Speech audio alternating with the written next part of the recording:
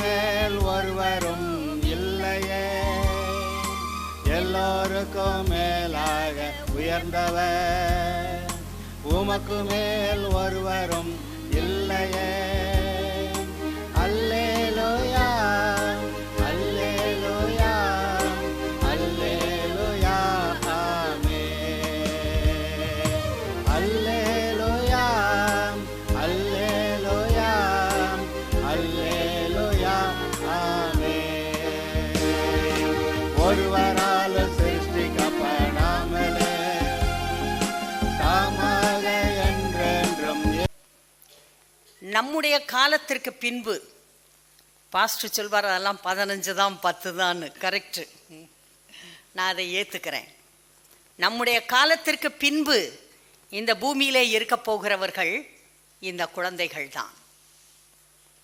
குழந்தைகள் சாட்சிகளாய் இருக்க வேண்டும். பெற்றோர் வேற எதுக்கெல்லாம் முக்கியத்துவம் கொடுக்கலாம். என் பிள்ளை என்ஜினியர் ஆகணும், டாக்டர் ஆகணும், என் பிள்ளை அந்த கண்ட்ரிக்கு போகணும், இந்த கண்ட்ரிக்கு போகணும், எல்லாம் நல்லது. ஒன்று கூட தவறு என்று சொல்லவில்லை, எல்லாம் நல்லது. பிள்ளைகள் பரலோகத்துக்கு போவாங்களா? அது நம்பர் 1 கொஸ்டின். பிள்ளை நல்லா பேசும், பிள்ளை நல்லா விளையாடும், பிள்ளை திறமையான பிள்ளை, பிள்ளை தான் எப்பயும் வகுப்பில் முதல் மார்க்கு, அதெல்லாம் இருக்கட்டும். பரலோகத்துக்கு போகுமா பிள்ளை? பிள்ளை ரட்சிக்கப்பட்டிருக்கா? ரட்சிக்கப்பட்ட பிள்ளைக்குரிய குணத்தோடு நீங்கள் வளர்க்கிறீர்களா? எப்படி இந்த உலகத்தில் பிள்ளை பிழைக்கணும்ல? சண்டை போட்டால் தான், நல்லா பேசினாதான், கத்துனாதான், குத்துனாதான் போச்சு. உன் பிள்ளை நல்லாவே இருக்காது இந்த பூமியில். பிள்ளைக்கு சொல்லிக் கொடுங்கள், இயேசுவை போல சாந்தமும் மனத்தாழ்மையும். இதை முதல்ல எல்லா பெற்றோரும் நீங்களும் கை கொள்ள வேண்டும், பிள்ளைக்கும் சொல்லித்தர வேண்டும். சாந்தம், மனத்தாழ்மை. ஒரு பெரிய ஊழியக்காரர் பேசுகிறப்ப நான் கேட்டேன். அவர் சொல்கிறாரு, அவர் தன்னுடைய ஊழியத்தை ஆரம்பித்த சின்ன வயதில் எவரோ ஒருத்தர் அவர்கிட்ட சொன்னாராம், யார் உன் கூட சண்டை போட்டாலும் நீ பேசாதன்னு. யார் உன் கூட சண்டை போட்டாலும் நீ என்ன செய்யக்கூடாது? பேசக்கூடாது, அமைதியா இரு. அவர் சொல்றாரு, இப்ப குடுகுடு தாத்தாவா இருக்காரு. அவர் சொல்றாரு, நான் அதை கை கொண்டேன். உன்னுடைய தேவைகள் எதையும் மற்ற மனிதர்களிடம் சொல்லாதே. அவர் சொல்றாரு, நான் அதை கை கொண்டேன். எல்லா தேவைகளையும் கர்த்தர் சந்திக்கிறவர். அடுத்து, நீங்க சண்டை போடுறதுனால உங்க பேரு தான் கெடுமே ஒழிய, ஜனங்கள் உங்களை விட்டு கொஞ்சம் தூர தள்ளி தான் நிற்பார்களே ஒழிய, யாரும் உங்களை வாழ்த்த போகிறது இல்லை. உங்களுக்கு ஒரு திருப்தி, ஆஹா சண்டை போட்டோம், ஆப்பா இப்போ எனக்கு எல்லாரும் பயப்படுவாங்க. ஜனங்கள் உனக்கு பயப்பட மாட்டாங்க, உன்னை வெறுப்பார்கள். ஜனங்கள் உன்னை தள்ளி அங்கே வச்சுருவாங்க. இது எதுக்குடா போய் நம்ம ஒன்று சொல்ல, அது லப்புன்னு நம்ம மேலே பிடிக்க பிரச்சனைன்னு சொல்லிட்டு ஒதுங்கிக்குவாங்க. கர்த்தருடைய பிள்ளைகளே, உங்களை யாரும் ஒதுக்கக்கூடாது, உங்களை எல்லோரும் சேர்த்து கொள்ள வேண்டும். ஏனென்றால் நீங்கள் கர்த்தருக்கு சாட்சிகளாய் இருக்க வேண்டியவர்கள். நீங்கள் தான் சுவிசேஷத்தை அறிவிக்கப் போகிறவர்கள். நீங்கள் மிக மிக முக்கியமானவர்கள். நீங்கள் இந்த பூமிக்கு தேவை. அதனால் எங்கேயும் சத்தத்தை உயர்த்தி பேசாதீங்க, சண்டை போடாதீங்க. பிள்ளைகளுக்கு சொல்லி கொடுங்க, சண்டை போடக்கூடாது. யார் என்ன சொன்னாலும் சொல்லட்டுன்ட்டு நீ பாட்டுக்கு செவிட்டுக்காத வச்சுக்கிட்டு உக்காந்துரு, சண்டைக்கு போகாத. பிள்ளைக்கு சொல்லி கொடுங்க. நேர்மையாக உண்மையாக நம்முடைய காரியங்களை நாம் சொல்லலாம், அழுத்தம் திருத்தமாக பேசலாம், ஆனால் சண்டை போடக்கூடாது. பிள்ளைகள் சொல்லிக் கொடுங்க. பிள்ளைங்களை ஆலயத்துக்கு கூட்டிகிட்டு வாங்க. உங்களுடைய குடும்பங்களிலே இன்னும் ரட்சிக்கப்படாதவர்கள் இருப்பார்கள் என்றால், உங்களுடைய பிள்ளைகள், பேரப்பிள்ளைகள், மருமக்கள் யாராவது இன்னும் ரட்சிக்கப்படாதவர்கள் இருந்தால் வீட்டில் தினம் ஜெபம் பண்ணுங்க. வாய்ப்பு கிடைக்கும் போதெல்லாம் அவர்களோடு அன்பாக பேசுங்கள். அவர்களை ஆலயத்துக்கு கொண்டு வந்து சேருங்கள். நல்லது, நீங்கள் பரலோகம் போயிடுவீங்க. ஆனால் உங்களுக்கு பிறகு அந்த குடும்பத்தில் இருக்க மற்ற பிள்ளைய போகணுமே. நீங்கள் நல்லவங்க, யோக்கியர், குட். ஆனால் பிள்ளைங்க என்னமாங்க? பிள்ளைங்க பரலோகத்துக்கு போவாங்களா? ஒருவேளை நீங்கள் ரட்சிக்கப்பட்டு உங்கள் அப்பா அம்மா ரட்சிக்கப்படலைன்னா, உங்களை பெற்று வளர்த்து உங்களை படிக்க வைத்து உங்களை ஆளாக்கிய பெற்றோர் நரகத்துக்கு போனால் எப்படி இருக்கும்? அதனால் குடும்பங்கள் முக்கியம். குடும்பத்தில் ஒவ்வொருவரும் ரட்சிக்கப்படாத மற்ற குடும்பத்தினருக்காக ஜெபிக்க வேண்டும். பிள்ளைகளை ஆலயத்திற்கு கொண்டு வர வேண்டும். பிள்ளைகள் முக்கியம். பிள்ளைகள் கர்த்தருக்குள்ளே வளர வேண்டும். நற்குணசாலிகளாய் பிள்ளைகள் இருக்க வேண்டும். எதிர்காலம் பிள்ளைகளுடைய காலம். நம்முடைய காலங்கள்லாம் முடிந்து விட்டது. எதிர்காலம் பிள்ளைகளுடைய காலம். எனவே பிள்ளைகளுக்கு ஸ்பெஷல் அட்டென்ஷன் கொடுக்க வேண்டும். நான் சொன்னது புரிஞ்சதா? சொல்லுங்க எல்லாரும். பிள்ளைகள் மிகவும் முக்கியமானவர்கள். எதிர்காலம் பிள்ளைகளுடைய காலம். எனக்கு தெரிந்த எல்லா குழந்தைகளையும், என் குடும்பத்தில் இருக்கிற குழந்தைகளை நான் காத்துக்கொள்ளுவேன். சரி, அடுத்தது உங்களுக்கு ஒரு வார்த்தை சொல்லித்தரணும். என்னன்னா சப்ஸ்டிடியூட். இதுக்கு தமிழில் ஈக்குவல் இல்லை. தமிழில் ஈக்குவல் வார்த்தையே இல்லை. அதை பதில் ஈடு அப்படின்னு சொல்லலாம். பதில் ஈடு. அது ரொம்ப, அந்த பதில் ஈடை புரிஞ்சுக்கிறதுக்கே இன்னொரு வார்த்தை ஏதாவது சொல்லணும். இப்போ ஒரு விளையாட்டு நடக்கும்போது கவனிங்க. விளையாட்டு நடக்கும்போது 10 பேர் விளையாட வேண்டிய விளையாட்டுன்னு வச்சுக்கலாம். ஆனால் ஸ்கூல்லையோ காலேஜ்லேயோ மற்ற இடங்கள்லையோ செலக்ட் பண்ணுறப்ப 10க்கு பதிலாக 12 பேரை தேர்ந்தெடுப்பாங்க. 10 பேர் தான் விளையாடுவாங்க. ஆனால் அந்த 2 பேர் அங்கே சேர் போட்டு உட்காந்துருப்பாங்க. எதுக்காக? ஓடுறப்ப இவங்க தடிக்கு விழுந்துட்டாங்க, இதுக்கு மேலே ஓட முடியலை, காயமாயிருச்சு, என்னமோ பிரச்சனை ஆயிடுச்சு. உடனே அந்த ஆளை தூக்கி அந்த இடத்துல இருந்து ஓட வைப்பாங்க. அது சட்டப்படி செல்லும். பிரைஸ் கொடுக்குறப்ப 10 பேருக்கு பதிலாக இந்த 12 பேருக்கும் கொடுப்பான். சப்ஸ்டிடியூட்டுக்கும் பிரைஸ் உண்டு. பதில் ஈடு. இவருக்கு பதில் இவர் ஓடுவார். இவருக்கு பதில் இவர்கிட்ட பேட்டை கொடுத்தா இவர் அடிப்பார். சில நேரங்களில் பேட்டில் அடிச்சிருவான் மனுஷன், ஆனாக்க ஓட முடியாது. இந்த சப்ஸ்டிடியூட் பக்கத்திலே நிற்பான். இவன் அடித்தோன்னா இவன் ஓடுவான் பாருங்க. சப்ஸ்டிடியூட், பதில் ஈடு. இயேசு நம்முடைய பதில் ஈடு, நம்முடைய சப்ஸ்டிடியூட். எல்லாரும் சொல்லலாம் சப்ஸ்டிடியூட். நம்ம நரகத்து போயிடுவோம், அழிஞ்சு போயிடுவோம். நமக்கு பதிலாக அவர் போயிட்டார். அவர் அழிந்து போய்விட்டார். இயேசு மரணித்து விட்டார், மரித்து விட்டார். இயேசு இப்ப இல்லை. அநியாயமா அவர் செய்யாத பாவத்துக்காக, ஏன் பாவத்துக்காக அவரை கொன்னுட்டார் பிதாவாகிய தேவன். கடைசியில் பிதா, ஒரு பாவமும் அறியாத இவர் நான் கொன்னுட்டேன், தண்டனைக்கு வேண்டியதெல்லாம் செலுத்தப்பட்டாகிவிட்டது. 3ஆம் நாள் அவரை மீண்டும் ஜெனிப்பித்தார். மீண்டும் அவரை ஜெனிப்பித்தார், உற்பத்தி பண்ணினார். இதுதான் கிறிஸ்டியானிட்டி. இயேசு என்னுடைய சப்ஸ்டிடியூட். அன்னைக்கு என் மேலே சிலுவை தூக்கி வச்சு என்னை தூக்க விட்டுருக்கணும். அன்னைக்கு 1 குறைய 40 அடியாக அடித்தார்களே அவர் மேல், என்னை அடிச்சிருக்கணும். அவருடைய தோல் உரிக்கப்பட்டது, ஏன் தோல் உரிக்கப்பட்டிருக்கணும்? என்னை தூக்கி சிலுவையில் மாட்டிருக்கணும், என் முகத்தில் துப்பியிருக்கணும், என் தலையில் கொட்டியிருக்கணும். நாங்கள் வாங்க வேண்டிய அத்தனை தண்டனையையும் இயேசு வாங்கினார். என்னுடைய சப்ஸ்டிடியூட் அவர். நான் நிற்க வேண்டிய இடத்துல அவர் நின்னாரு. நான் சாக வேண்டிய மரணத்தை அவர் செத்தாரு. நான் வாங்க வேண்டிய அடியை அவர் வாங்கினாரு. என் பாவம், என் அக்கிரமங்கள், என் வியாதிகள் எல்லாவற்றையும் அவர் தலைமேல் தூக்கி பிதாவாகிய தேவன் வைத்தார்.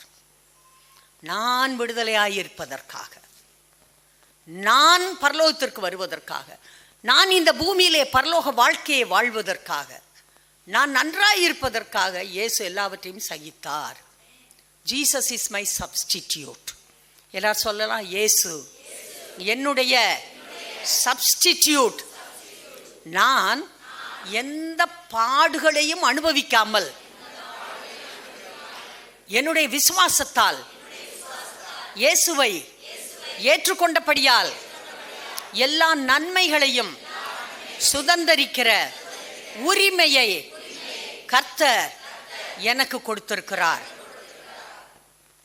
நான் ஒண்ணுமே செய்யல, அடி வாங்கல, உத வாங்கல, ஒன்றும் செய்யல. ஆனா வர்ற நன்மையை மட்டும் நான் பெற்றுக்கொள்கிறேன். அவர் அவ்வளோ பாடு அனுபவித்தார், நான் முற்றிலும் ஜெயங்கொள்ளுகிறவளாய் இருக்கிறேன். சரி சொல்லலாம், நானும் என் வீட்டாரும் கர்த்தரையே சேவிப்போம், கர்த்தரையே சேவிப்போம். ஆபிரகாம் கர்த்தரை விசுவாசித்தான், அவர் அதை அவனுக்கு நீதியாக எண்ணினார். நானும் என் வீட்டாரும் ஆபிரகாமை போலவே கர்த்தரையே விசுவாசிப்போம், அவர் அதை எங்களுக்கு நீதியாக எண்ணுவார். இயேசுவே எங்களுடைய பதில் ஈடு என்பதை நான் அறிவேன். என்னுடைய பாவங்களையும் அக்கிரமங்களையும் இயேசு சுமந்து தீர்த்தார்.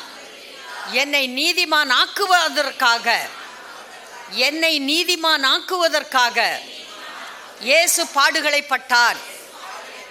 அவரை நாங்கள் எங்கள் ஆண்டவராகவும் இரட்சகராகவும் மனமுவந்து ஏற்றுக்கொண்டோம். ஆகவே பிதாவாகிய தேவன் எங்கள் மேல் பிரியமாயிருக்கிறார். இயேசு கிறிஸ்துவின் மூலம் பிதாவின் பிரியத்திற்கு நாங்கள் பாத்திரராயிருக்கிறோம். என் வாழ்நாள் முழுவதும் நான் இயேசுவை பின்பற்றுவேன். எனக்கு நல்ல எதிர்காலம் இருக்கிறது. ஒரு நன்மையும் எனக்கு குறைவுபடாது. சிங்கக்குட்டிகள் கூட தாழ்ச்சி அடைந்து பட்டினியாயிருக்கலாம், ஆனால் கர்த்தரை தேடுகிற எனக்கு ஒரு நன்மையும் குறைவுபடாது. தன் விசுவாசத்தினாலே நீதிமான் பிழைப்பான் என்று வசனம் சொல்லுகிறது. நான் பரிபூரணமாக கர்த்தரை விசுவாசிக்கிறேன். அவர் என் பாடுகளை ஏற்றுக்கொண்டார், என் துக்கங்களை சுமந்தார், என் நோய்களை சுமந்தார், என் வலிகளை சுமந்தார், என் பாவங்களை சுமந்தார். எனக்கு சமாதானத்தை கொடுப்பதற்காக இயேசு தண்டனையை அனுபவித்தார். இதை நான் அறிவேன். இயேசு என்னுடைய சப்ஸ்டிடியூட். நானும் என் பிள்ளைகளும் நன்றாக வாழ்ந்திருப்பதற்காக பிதாவாகிய தேவன் தமது பிள்ளையை எனக்காக ஒப்பு கொடுத்தார். இயேசு என்னுடைய சப்ஸ்டிடியூட். நான் பலவீனன் அல்ல, நான் பலவான். நான் பாவி அல்ல, நான் நீதிமான். நான் அடிமை இல்லை, நான் தேவனுடைய பிள்ளை. நான் வியாதியஸ்தன் இல்லை, நான் இயேசுடைய தழும்புகளால் சுகமானேன். இயேசு கிறிஸ்துவுடைய அதிகாரமும் வல்லமையும் எனக்கு கொடுக்கப்பட்டிருக்கிறது. கர்த்தருடைய வார்த்தைகளை பேசி பேசி நான் ஜெயம் எடுப்பேன். நான் கர்த்தருடைய வார்த்தைகளை ஒவ்வொரு நாளும் அநேக முறை பேசுவேன், முற்றிலும் ஜெயங்கொள்வேன். ஹல்லேலூயா. எழுந்து நின்று ஜெபிக்கலாம் தேசத்திற்காக.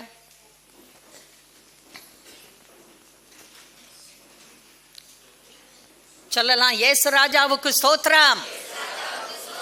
இயேசு ராஜாவின் ஆட்சி சீக்கிரத்திலே இந்த பூமியிலே வரப்போகிறது என்று நான் அறிவேன். அதற்கான எல்லா வேலையையும் இயேசு செய்து முடித்து விட்டார். அவர் மரித்து உயிர்த்தார். ஆகவே இந்திய தேசம் கர்த்தருக்கு சொந்தமாகும். நான் அதை விசுவாசிக்கிறேன். சொல்ல எல்லாம் ஜெபிக்கலாம். கர்த்தாவே, என்னுடைய தேசத்துக்கு ரட்சிப்பை தாரும். ஜனங்கள் இயேசுவை ஆண்டவராகவும் இரட்சகராகவும் அறிந்து கொள்ளட்டும், ஏற்றுக்கொள்ளட்டும். எல்லாம் அந்நிய பாஷை பேசி ஜெபம் பண்ணுங்க. ஓ தேங்க்யூ லார்ட். கரந்து உரங்கரா பிரதி நேஷன் டு ஸ்டார்ட் வித் இருக்கும். இந்த வாரத்துக்கான டைட்டில் பார்த்தீங்கன்னா வெறும் கொஷின் மார்க்காக போட்டு வச்சுருப்பேன். இந்த வாரத்துக்கான மெசேஜ் ப்ரிப்பேர் பண்ணும் பொழுது இதை எடுத்துக்கிற நீங்கள் இதுக்கான டைட்டில் பல வகையாக நீங்கள் கொடுத்துக்க முடியும். நற்குணசாலியாக இருப்பது எப்படி, ஆவிக்குரிய சகல ஆசீர்வாதத்திலும் இருக்கிறது எப்படி, இல்லை சில பரிசுத்தவான்களுக்கு மட்டும் புரிகிற மாதிரி சொல்லணும்னா தமிழில் எனக்கு பிடிக்காத ஒரே வார்த்தை மன்னிப்பு. இன்ஃபேக்ட் எனக்கு பிடிச்சது, உங்களுக்கு யாருக்காவது கிளிம்ஸ் கண்ணு ஓப்பன் ஆகுதான்னு பார்த்தேன். சரிங்களா? எந்த அளவுக்கு நம்ம மன்னிக்கப்பட்டிருக்கிறோம் என்று உணர்கிறோமா? ஸோ இந்த மெசேஜ் போகும்போது நீங்கள் உங்கள் டைட்டில் எப்படி வேணாலும் எடுத்துக்கோங்க. பாஸ்டர் யூடியூப்பில் போடும்போது அவர் ஒரு டைட்டில் போடுவார், நீங்கள் உங்களுக்கு இஷ்டமான வகையில் நீங்கள் எடுத்துக்கலாம். பட் ஆனால் இது மிகுந்த பிரயோஜனமாக இருக்கும். சரிங்களா? முதலாவது நம்ம பார்க்க போகிறது நமக்கு என்ன கொடுக்கப்பட்டிருக்கிறது. இப்போ நான் யார், என்கிட்ட என்ன இருக்குது, எனக்கு என்ன கொடுக்கப்பட்டிருக்கிறது அப்படின்னு தெரிஞ்சாதான் நான் என்ன செய்ய முடியும், என்ன செய்ய முடியாது நம்மளுக்கு தெரியும் இல்லைங்களா? 2 பேதுரு 1:3-4 வசனம் மட்டும் சிஸ்டர் டு ஸ்டார்ட் வித். 2 பேதுரு 1:3-4. 2 பேதுரு 1:3. தம்முடைய மகிமையினாலும் காருண்யத்தினாலும் நம்மை அழைத்தவரை அறிகிற அறிவினாலே ஜீவனுக்கும் தேவபக்திக்கும் வேண்டிய யாவற்றையும் அவருடைய திவ்ய வல்லமையானது நமக்கு தந்தரிலிருந்துமன்றி இச்சையினால் உலகத்தில் உண்டான கேட்டுக்கு தப்பி திவ்ய சுபாவத்துக்கு பங்குள்ளவர்களாகும் பொருட்டு மகா மேன்மையும் அருமையுமான வாக்குத்தத்தங்களும் அவைகளினாலே நமக்கு அளிக்கப்பட்டிருக்கிறது. போதும். இப்போ பார்த்தீங்கன்னா நம்மளுக்கு என்ன கொடுக்கப்பட்டிருக்கிறதா? கர்த்தரை பிரியப்படுத்துகிற வாழ்க்கை வாழக்கூடிய சகலமும் நம்மளுக்கு கொடுக்கப்பட்டிருக்கிறது. ஒரு வேர்ஷன், ஆங்கிலத்தில் ஒரு வேர்ஷன் சொல்லுது, it has been already deposited in to you. இப்போ உங்கள் அக்கௌண்ட்டில் என்ன டெபாசிட் பண்ணப்பட்டிருக்கோ அதை மட்டும் தான் நீங்கள் எடுத்து பயன்படுத்த முடியும் இல்லையா? கர்த்தரை பிரியப்படுத்துகிற அந்த தேவ பக்தியான வாழ்க்கை வாழக்கூடிய சகலமும் நமக்குள்ள ஆல்ரெடி கொடுக்கப்பட்டிருக்கிறது. சரிங்களா? இது ஒன்று. எப்படி கொடுக்கப்பட்டிருக்கிறது, எதனால் கொடுக்கப்பட்டிருக்கிறது அப்படின்னு பார்த்தீங்கன்னா, நம்மை அழைத்தவரை அறிகிற அறிவினாலே. இப்போ இயேசு கிறிஸ்துவை பற்றி எந்த அளவுக்கு புரிதல் இருக்கிறதோ அந்த அளவுக்கு உங்களுக்குள்ள டெபாசிட் ஆகிருக்கு தெரியும். ஸோ அதிகப்படியான வெளிச்சம் இருந்ததுன்னா, அடடா நம்மளுக்குள்ள இவ்வளோ டெபாசிட் இருக்குது, இந்த வகையான குணங்கள், இந்த வகையான தேவைகள் நம்மளுக்கு ஏற்கனவே கொடுக்கப்பட்டிருக்குன்னு தெரியும். குறைவான வெளிச்சம் இருந்தால் அந்த அளவுக்கு தான் நம்மளுக்குள்ளே இருக்குன்னு தெரியும். சரிங்களா? அடுத்து இப்போ இது கொடுக்கப்பட்டிருக்கிறது. அடுத்தது பார்த்தீங்கன்னா, உங்களுக்கு பயங்கரமான ப்ராமிசஸ், வாக்கு தத்தங்கள் கொடுக்கப்பட்டு இருக்கிறது. இந்த வாக்கு தத்தம் எதுக்கு அப்படின்னு நீங்கள் பார்த்தீங்கன்னா, வாக்கு தத்தம் இப்போது மேடம் ஒரு வாரம் வாக்கு தத்தத்தை அறிக்கை பண்ண சொல்கிறாங்க. ஜெசிகா பாடம் படிக்கும் பொழுது இப்போ ஒரு புக் எடுத்திங்கன்னா 100-200 பக்கம் இருக்கும் இல்லையா? இப்போ பரீட்சைக்கு முதல் நாள் ரிவைஸ் பண்ணும்போது 100-200 பக்கத்தையும் எடுத்து ரிவைஸ் பண்ண முடியாது. ஸோ ஒரு சின்ன ஷார்ட் நோட்ஸ் எழுதி வச்சுக்கும். பரீட்சைக்கும் போது அந்த முக்கியமான நோட்ஸ் எடுத்ததை மட்டும் பார்த்தா போதும். இது என்ன பண்ணுன்னா, சில சமயம் மேடம் கவனிக்கலைன்னா ஹெட்ஃபோனில் பாட்டு கேட்டுட்டு நோட்ஸ் எழுதும். அதாவது கண்ணு பார்க்குது, கை என்னமோ எழுதுது. இது எனக்கு தெரியுது அப்படின்னா, பரீட்சைக்கு முதல் நாள் அந்த நோட்ஸை வாசிக்குது. எழுத நோட்ஸ் அதுக்கே தெரியலை. ஏன்பா இது என்னப்பா, பாதி தான் எழுதியிருக்க, அது தப்பாக எழுதியிருக்க, நீ தானே எழுதுன அப்படின்னு சொல்லிட்டு. இந்த வாக்கு தத்தம் மேடம் அறிக்கை பண்ணுன்னு சொல்கிறாங்கல்ல, நம்மளும் இதே மாதிரி காதில் மேடம் சொல்கிறத கேட்டு வாயில் சும்மா சத்தம் போட்டு போயிட முடியும். ஆனால் இந்த வாக்கு தத்தத்தை அறிக்கை பண்ணுறது மூலம் நம்மளுக்குள்ள ஆல்ரெடி டெபாசிட்டட், ஆல்ரெடி உங்களுக்குள்ள நற்குணங்கள் கொடுக்கப்பட்டிருக்கிறது இல்லையா? அதை you can bring it alive, activate பண்ண முடியும், அதை இன்னும் அதிகப்படுத்த முடியும். இது பண்ணுறனால என்ன ஆகுது? இந்த இச்சையினால் இந்த உலக பிரச்சனைகளில் மாட்டிக்கிறோம் இல்லையா? அதுலேருந்து நம்ம தப்பிக்கப்படுவோம். ஒன்று அது மட்டும் இல்லை, தேவ சாயல் அப்படியே அவருடைய சுவாபம். கர்த்தர் பாஸ்டர் அடிக்கடி சொல்லுவார், ஏசு கிறிஸ்து இந்த இடத்துல இருந்தால் என்ன சொல்வாரோ அதை சொல்லுவேன், என்ன செய்வாரோ அதை செய்வேன். அது எப்படி? ஏன்னா அவருடைய சுவாபம், அவரை மாதிரியே நம்மளால் நடக்க முடியும். எப்போ? இந்த வாக்கு தத்தத்தை மேடம் சொல்கிறாங்களேன்னு கேட்டு சும்மா சொல்கிறதில்ல, உணர்ந்து உண்மையாகவே சொல்லும் பொழுது இந்த வாக்கு தத்தம் அதை உங்களுக்கு ரிலீஸ் பண்ணுது. நீங்கள் உங்களுக்குள்ள கொடுக்கப்பட்ட அந்த நற்குணங்கள் இல்லை அதோட பேசிக். இப்போது உங்களுக்கு ஒரு வயல் ஃபுல்லாக விதைக்கணும்னா ஒரு கைப்பிடி அளவு சும்மா விதை கொடுத்தா போதும். அதை தூவி விட்டிங்கன்னா கடைசியில் வளர்ந்து பெரிய விருட்சமாக நிற்கும். உங்களுக்கு கொடுக்கப்பட்டதும் இன் அ கம்ப்ரஸ்டு ஃபார்ம் நீங்கள் அதை எடுத்து ஆக்டிவேட் பண்ணணும், அதை பயன்படுத்தணும். சரிங்களா? ஓகே, இப்போது அடுத்த ஸ்லைடை டச் பண்ணியிருப்போம். இப்போ ஆல்ரெடி எல்லாம் கொடுக்கப்பட்டது, அதை தான் நம்ம வாஸ்தோம். இது என்ன ஆட்டோ பைலட் மோடா? இப்போது சே ஃபார் எக்ஸாம்பிள் சில விஷயங்கள்லாம் தன்னால் நடக்கும். ஈவன் ஃப்ளைட்டில் போகிறப்ப கூட சில சமயம் பைலட் வந்து ஆட்டோ பைலட் மோடில் போட்டால் ஃப்ளைட் போயிட்டே இருக்குன்னு சொல்கிறாங்க. இப்போ even there are researches going on. காரில் இப்போ டிரைவர் ஒருத்தர் உட்காந்து ஓட்டுறாரு இல்லையா, டிரைவர்லாம் அவசியம் இல்லை. சிங்கப்பூரில் ஒரு டாக்ஸி இருக்குது, அந்த டாக்ஸியில் ஏறினா நீங்கள் காசு கொடுக்க தேவையில்லை. டாக்ஸியில் ஏறி ஒரு இடத்துல இன்னொரு இடத்துக்கு ஃப்ரீயாக போகலாமா அப்படின்னா அந்த டாக்ஸியில் டிரைவர்லாம் இருக்க மாட்டாங்க. நம்ம தான் அந்த எலி, டெஸ்டிங் எலி மாதிரி நம்ம ஏறி உட்காந்து எங்கே போகணுன்னு சொல்லுவோம், டாக்ஸி நம்மளை கூப்பிட்டு போயிடும். ட்ரையல் அண்ட் எரர் அவங்க டெஸ்ட் பண்ணி பார்க்குறாங்க இந்த ஆட்டோ பைலட் டாக்ஸி. இந்த முறை நம்ம இந்த மஹால், இந்த ரவுண்ட் ரோடில் இருக்க மஹாலில் ஒரு வீட்டு பிரயோஜனமான ஒரு கண்காட்சி நடந்தது. அங்கே போகிறேன், ஒரு வேக்கம் கிளீனர் ரவுண்டாக ஒரு தட்டு மாதிரி இருந்துச்சு. இந்த வேக்கம் கிளீனர் அவங்க சொன்னாங்க, சார் இதை நீங்கள் வச்சுட்டு இதுதான் என் ரூம், இங்கெங்கே இந்த பொருள் இருக்குன்னு சொன்னீங்கன்னா இதுவாக போய் கூட்டி தொடச்சிடும் சார், ஆட்டோ பைலட் மாடல்.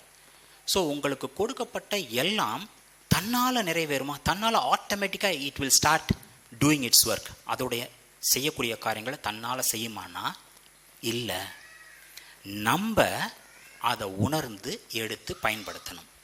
இப்போது இதை தமிழில் நீங்கள் புரிஞ்சுக்கணும்னா 2 பேதுரு 1 அதிகாரம் 5-8 சிஸ்டர். இப்போ நீங்கள் வாஸ்தா அதே இது 2 பேதுரு 1 5-8.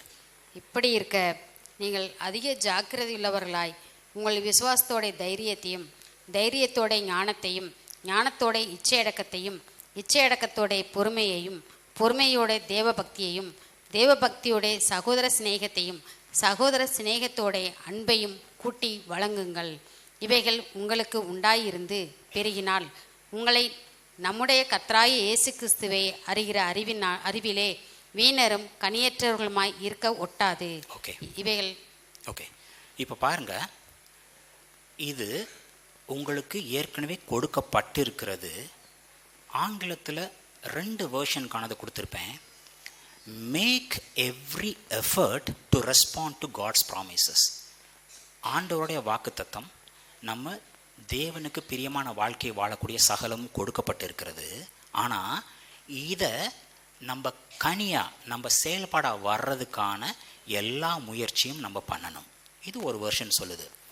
இன்னொரு வெர்ஷன் சொல்லுது, don't even lose a minute in building on what has been given to you. இப்போது சின்ன குழந்தைய விளாட்றதுக்கு பில்டிங் பிளாக்ஸ்ன்னு இருக்கும். யாராவது பார்த்துருக்கலாம்னு தெரியாது. குட்டி குட்டி குட்டி குட்டியாக ஒரு 50-100 சின்ன சின்ன பொருட்கள் இருக்கும். அதை எடுத்து ஒன்றுக்கு மேலே ஒன்று அடுக்கி நீங்கள் ஒரு கார் ஃபார்ம் பண்ணலாம், ஒரு பைக் ஃபார்ம் பண்ணலாம், எதனாலும் இந்த மாதிரி ஃபார்ம் பண்ணலாம். உங்களுக்கு கொடுக்கப்பட்டதை பயன்படுத்தி தேவையான எல்லாத்தையும் நீங்கள் பெற்றுக்கொள்ள முடியும், இல்லை அதுலேருந்து உருவாக்கி கொள்ள முடியும். ஒரு நிமிஷம் கூட வேஸ்ட் பண்ணாதீங்க இதெல்லாம் பண்ணுறதுக்கு. என்ன பண்ணுறதுக்கு? விசுவாசம் கடுகளவு தான் உங்களுக்கு கொடுக்கப்பட்டிருக்கும், ஒரு சின்ன அமௌண்ட். ஆனால் ஒரு முறையும் நீங்கள் ஏதாவது கஷ்டத்தை ஃபேஸ் பண்ணும்போது இது முடியாது, இதால் பாசிபிள் இல்லை, எல்லாம் முடிஞ்சு போச்சு அப்படிங்கிற ஒரு சூழ்நிலை வந்தால் கூட நீங்கள் அதை எடுத்து you have to put effort. நீங்கள் அதற்கான சகல முயற்சியும் எடுத்து, இல்லை நான் ஆண்டவரோட வாக்கு தத்தத்தை பிடிச்சிட்டு நிற்பேன், நான் விசுவசிப்பேன் அப்படின்னா விசுவாசம் அதே லெவலில் இருக்காது. அடுத்த முறை அதோட இன்னும் ஒரு லெவல் கூடி இருக்கும். அடுத்த ஒரு சூழ்நிலையில் இன்னும் எடுத்து பயன்படுத்தும் போது அதோட இன்னும் ஒரு லெவல் கூடி இருக்கும். இதனால தான் ஆசீர்வாதம் 30, 60, 100, ஏன் நேராக 100 வந்துட முடியாதா அப்படின்னா எல்லா பேத்துக்கும் கொடுக்கப்பட்டிருக்கிறது. உள்ளவனுக்கு மேலும் கொடுக்கப்படும், இல்லாதவனிடம் உள்ளதும் எடுக்கப்படும். என்ன கான்செப்டுப்பா இது அப்படின்னா, சிம்பிளாக சொல்லணும்னா, நான் பாஸ்டருக்கு இது பிடிக்காது, வீட்டில் நான் டம்பிள்ஸ் வச்சுருக்கேன். ஐயோ என்ன பால் குண்டு தூக்கிட்டு இருக்கீங்க, ஏதாவது உடம்பு பிடிச்சிக்க போகுது அப்படின்னு சொல்லுவாங்க. இன்றைக்கி என்னோடய கையை நீங்கள் மெஷர் பண்ணி பார்த்து ஒரு 5 சென்டிமீட்டர் 10 சென்டிமீட்டர் மெஷர் பண்ணிங்கன்னு வச்சுக்கோங்களேன். நாளைக்கு நான் டம்பிள்ஸ் லிஃப்ட் பண்ணுறேன்னு வச்சுக்கோங்க, ஒரு 10 கிலோ லிஃப்ட் பண்ணுறேன். நான் நேற்று ஒரு 10 கிலோ லிஃப்ட் பண்ணேன்னு வச்சுக்கோங்களேன். 5 முறை 10 முறைக்கு மேலே என்னால் லிஃப்ட் பண்ண முடியல. இப்படியே ஒரு மாதம் பண்ணேன்னா அதே இடத்துலையா இருப்பேன்னு நினைக்கிறீங்க? இந்த பைசப்ஸ் கூடும், அடுத்து இன்னும் கூட பண்ண முடியும். ஸோ நீங்கள் பயன்படுத்தாத வரைக்கும் அது டார்மெண்ட்டாக ஒன்றுமே இல்லாத மாதிரி இருக்கும். நீங்கள் பயன்படுத்த அதோட வீரியம் கூடிக்கொண்டே போகும். இதில் என்னென்ன விசுவாசம் மட்டும் இல்லை, தமிழில் தைரியம் சொல்லியிருக்கு. ஆங்கிலத்தில் பல வேர்ஷனில் நான் பார்த்தேன்னா குட் கேரக்டர், நல்ல குணநலம். அடுத்து தமிழில் ஞானம் சொல்லியிருக்கு. நம்ம ஞானம்னு நம்ம அறிவு அப்படின்னு பேசிக்காக நினச்சிப்போம். ஆனால் ஆங்கிலத்தில் பல வருஷனில் பார்க்கும்போது ஸ்பிரிச்சுவல் அண்டர்ஸ்டாண்டிங், ஆவிக்குண்டான ஒரு உணர்தல். அப்போ படித்து வர்ற அறிவு கிடையாது. ஏன்னா இந்த உலகத்தில் இருக்க எந்த புக்கை படித்தாலும் இங்கேருந்து என்ன வருமோ அதுதான் கொடுக்கப்பட்டிருக்கும். பரத்துலேருந்து வரக்கூடிய ஞானம் வராது. ஸோ இங்கே கொடுக்கப்பட்டிருக்க ஞானம்ங்கிறது ஸ்பிரிச்சுவல் அண்டர்ஸ்டாண்டிங். இச்சையடக்கம், செல்ஃப் கண்ட்ரோல் எல்லாத்துக்கும் தெரிஞ்சதான். பேஷன்ஸ், பொறுமை. இந்த பிள்ளைங்க பண்ணுற டார்ச்சரில் பொறுமையாகவே இருக்க முடியலப்பா. இருக்க முடியும், உங்களுக்குள்ளே இருக்குது. நீங்கள் பொறுமையாக இருந்து பாருங்கள். யார் யார் சண்டே கிளாஸ் டீச்சர்ஸ் இருக்கீங்களோ இல்லை ஸ்கூலில் டீச்சர்ஸாக இருக்கீங்களோ அவங்களுக்கு தெரியும். பொறுமை இல்லை, எடுத்து பயன்படுத்துங்க, உங்களுக்கான பொறுமை இன்னும் கூடும். சரிங்களா? இல்லைன்னா இல்லை, இருக்கிறதே நீங்கள் இல்லாமல் பண்ணிடுறீங்கன்னு அர்த்தம். தேவ பக்தி, காட்லினஸ், கர்த்தருக்கு பிரியமான வாழ்க்கை வாழ்கிறது, அன்பு, கைண்ட்னஸ், லவ், பாசம், இது எல்லாமே நம்மளுக்குள்ளே இருக்குது. அது பயன்படுத்த முடியவே முடியாதுங்கிற தருணத்தில் நம்ம இல்லை, நான் கட்டாயம் நான் நிற்பேன், வாக்கு தத்தம் சொல்லுது, இதெல்லாம் எனக்குள்ளே கொடுக்கப்பட்டிருக்கு அப்படின்னு நீங்கள் பிடிச்சி நின்னீங்கன்னா அது கூடும். ஏன் அது கூடும் அப்படின்னு நான் சொல்கிறேன்னா, இவைகள் உங்களுக்கு உண்டாயிருந்து பெருகினால். ஃபஸ்ட்டு சொன்னேன் உண்டாயிருக்குதுன்னு சொல்லியிருக்கேன். ஆனால் இந்த வசனம் உண்டாயிருந்து பெருகினால் அப்போ இல்லையா அப்படின்னு கேட்டிங்கன்னா, இட் இஸ் டார்மெண்ட். நான் ஒரு தடவை மலைக்கோட்டைக்கு போனேன், அங்கே பீரங்கி இருக்குது, பீரங்கியில் குண்டு இருக்குது, இதுதான் குண்டு அப்படின்னு சொல்லிட்டு. இன்றைக்கி அந்த குண்டை பயன்படுத்த முடியாது, பற்ற வைக்க முடியாது, வெடிக்க வைக்க முடியாது. அது அப்படியே டார்மெண்ட்டாகவே இருந்து செத்து போச்சு.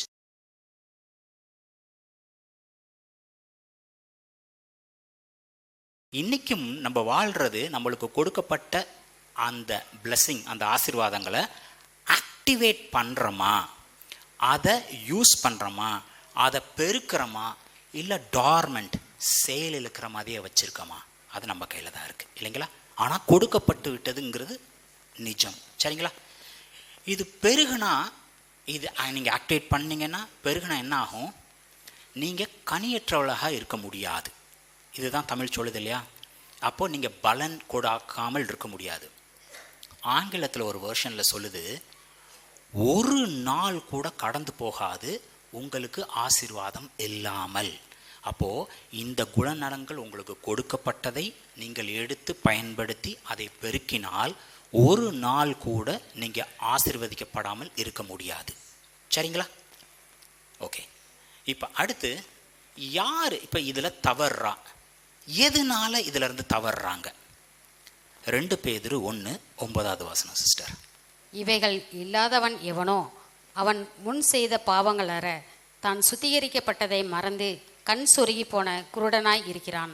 ஓகே, நான் மன்னிப்புன்னு சொன்னேன் இல்லைங்களா, எந்த அளவுக்கு நம்ம மன்னிக்கப்பட்டோம்னு விளங்கிக்கணும்னு சொல்லிட்டு. இப்போது இந்த குணநலம், நற்குணம், கர்த்தரை பிரியப்படுத்தக்கூடிய நல்ல ஒரு வாழ்க்கைக்கு தேவையான குணநலம் ஒருத்தர்கிட்ட இல்லை, அவர் எடுத்து பயன்படுத்தலைன்னா ஒரு ரீசன் என்ன? அவன் செய்த பாவத்தை இயேசு கிறிஸ்து மன்னித்துட்டார் அப்படிங்கிறத உணராத குருடனாக இருக்கான்.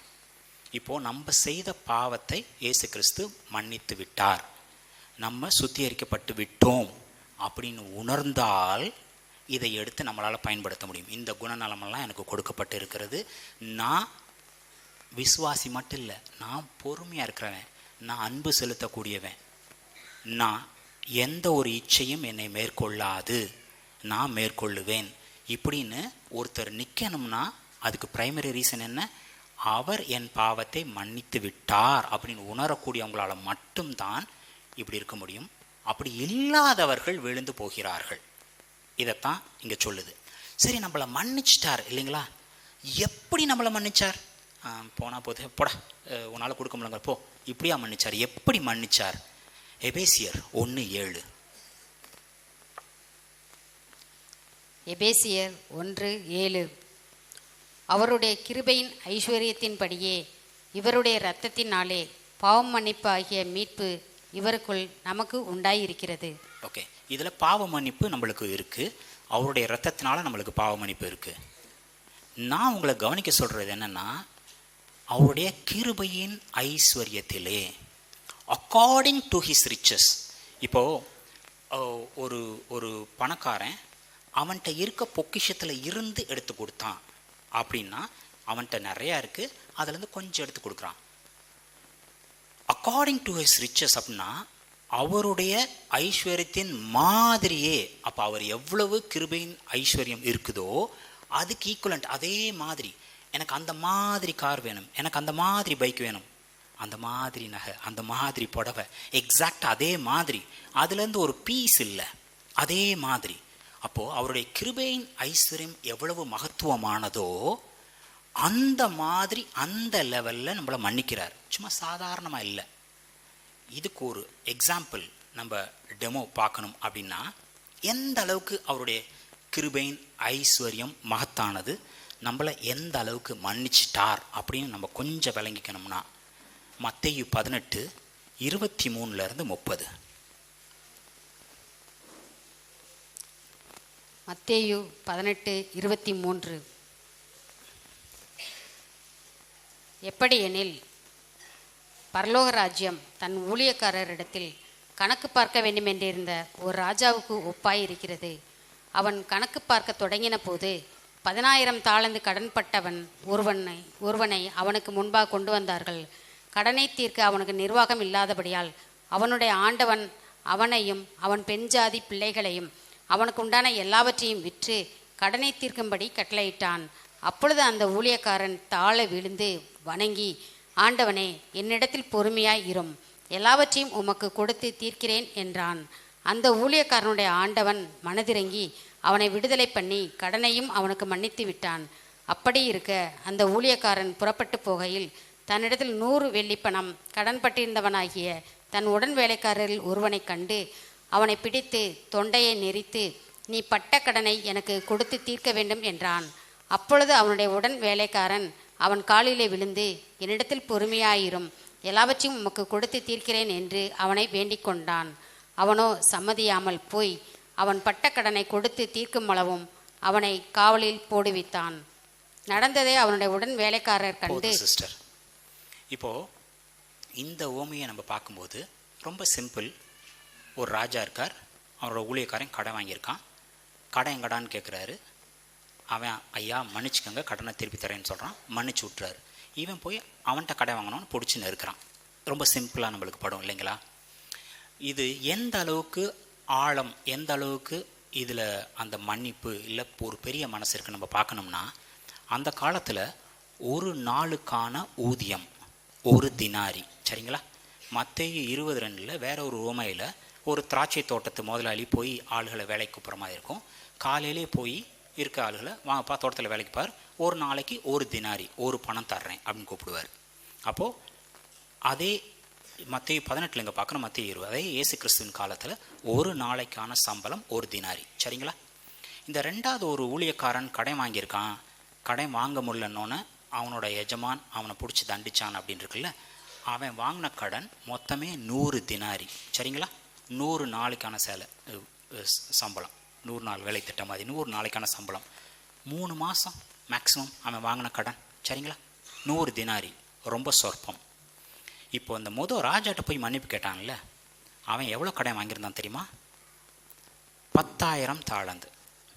ஒரு தாளந்துன்னு சொல்கிறது 6,000 தினாரி.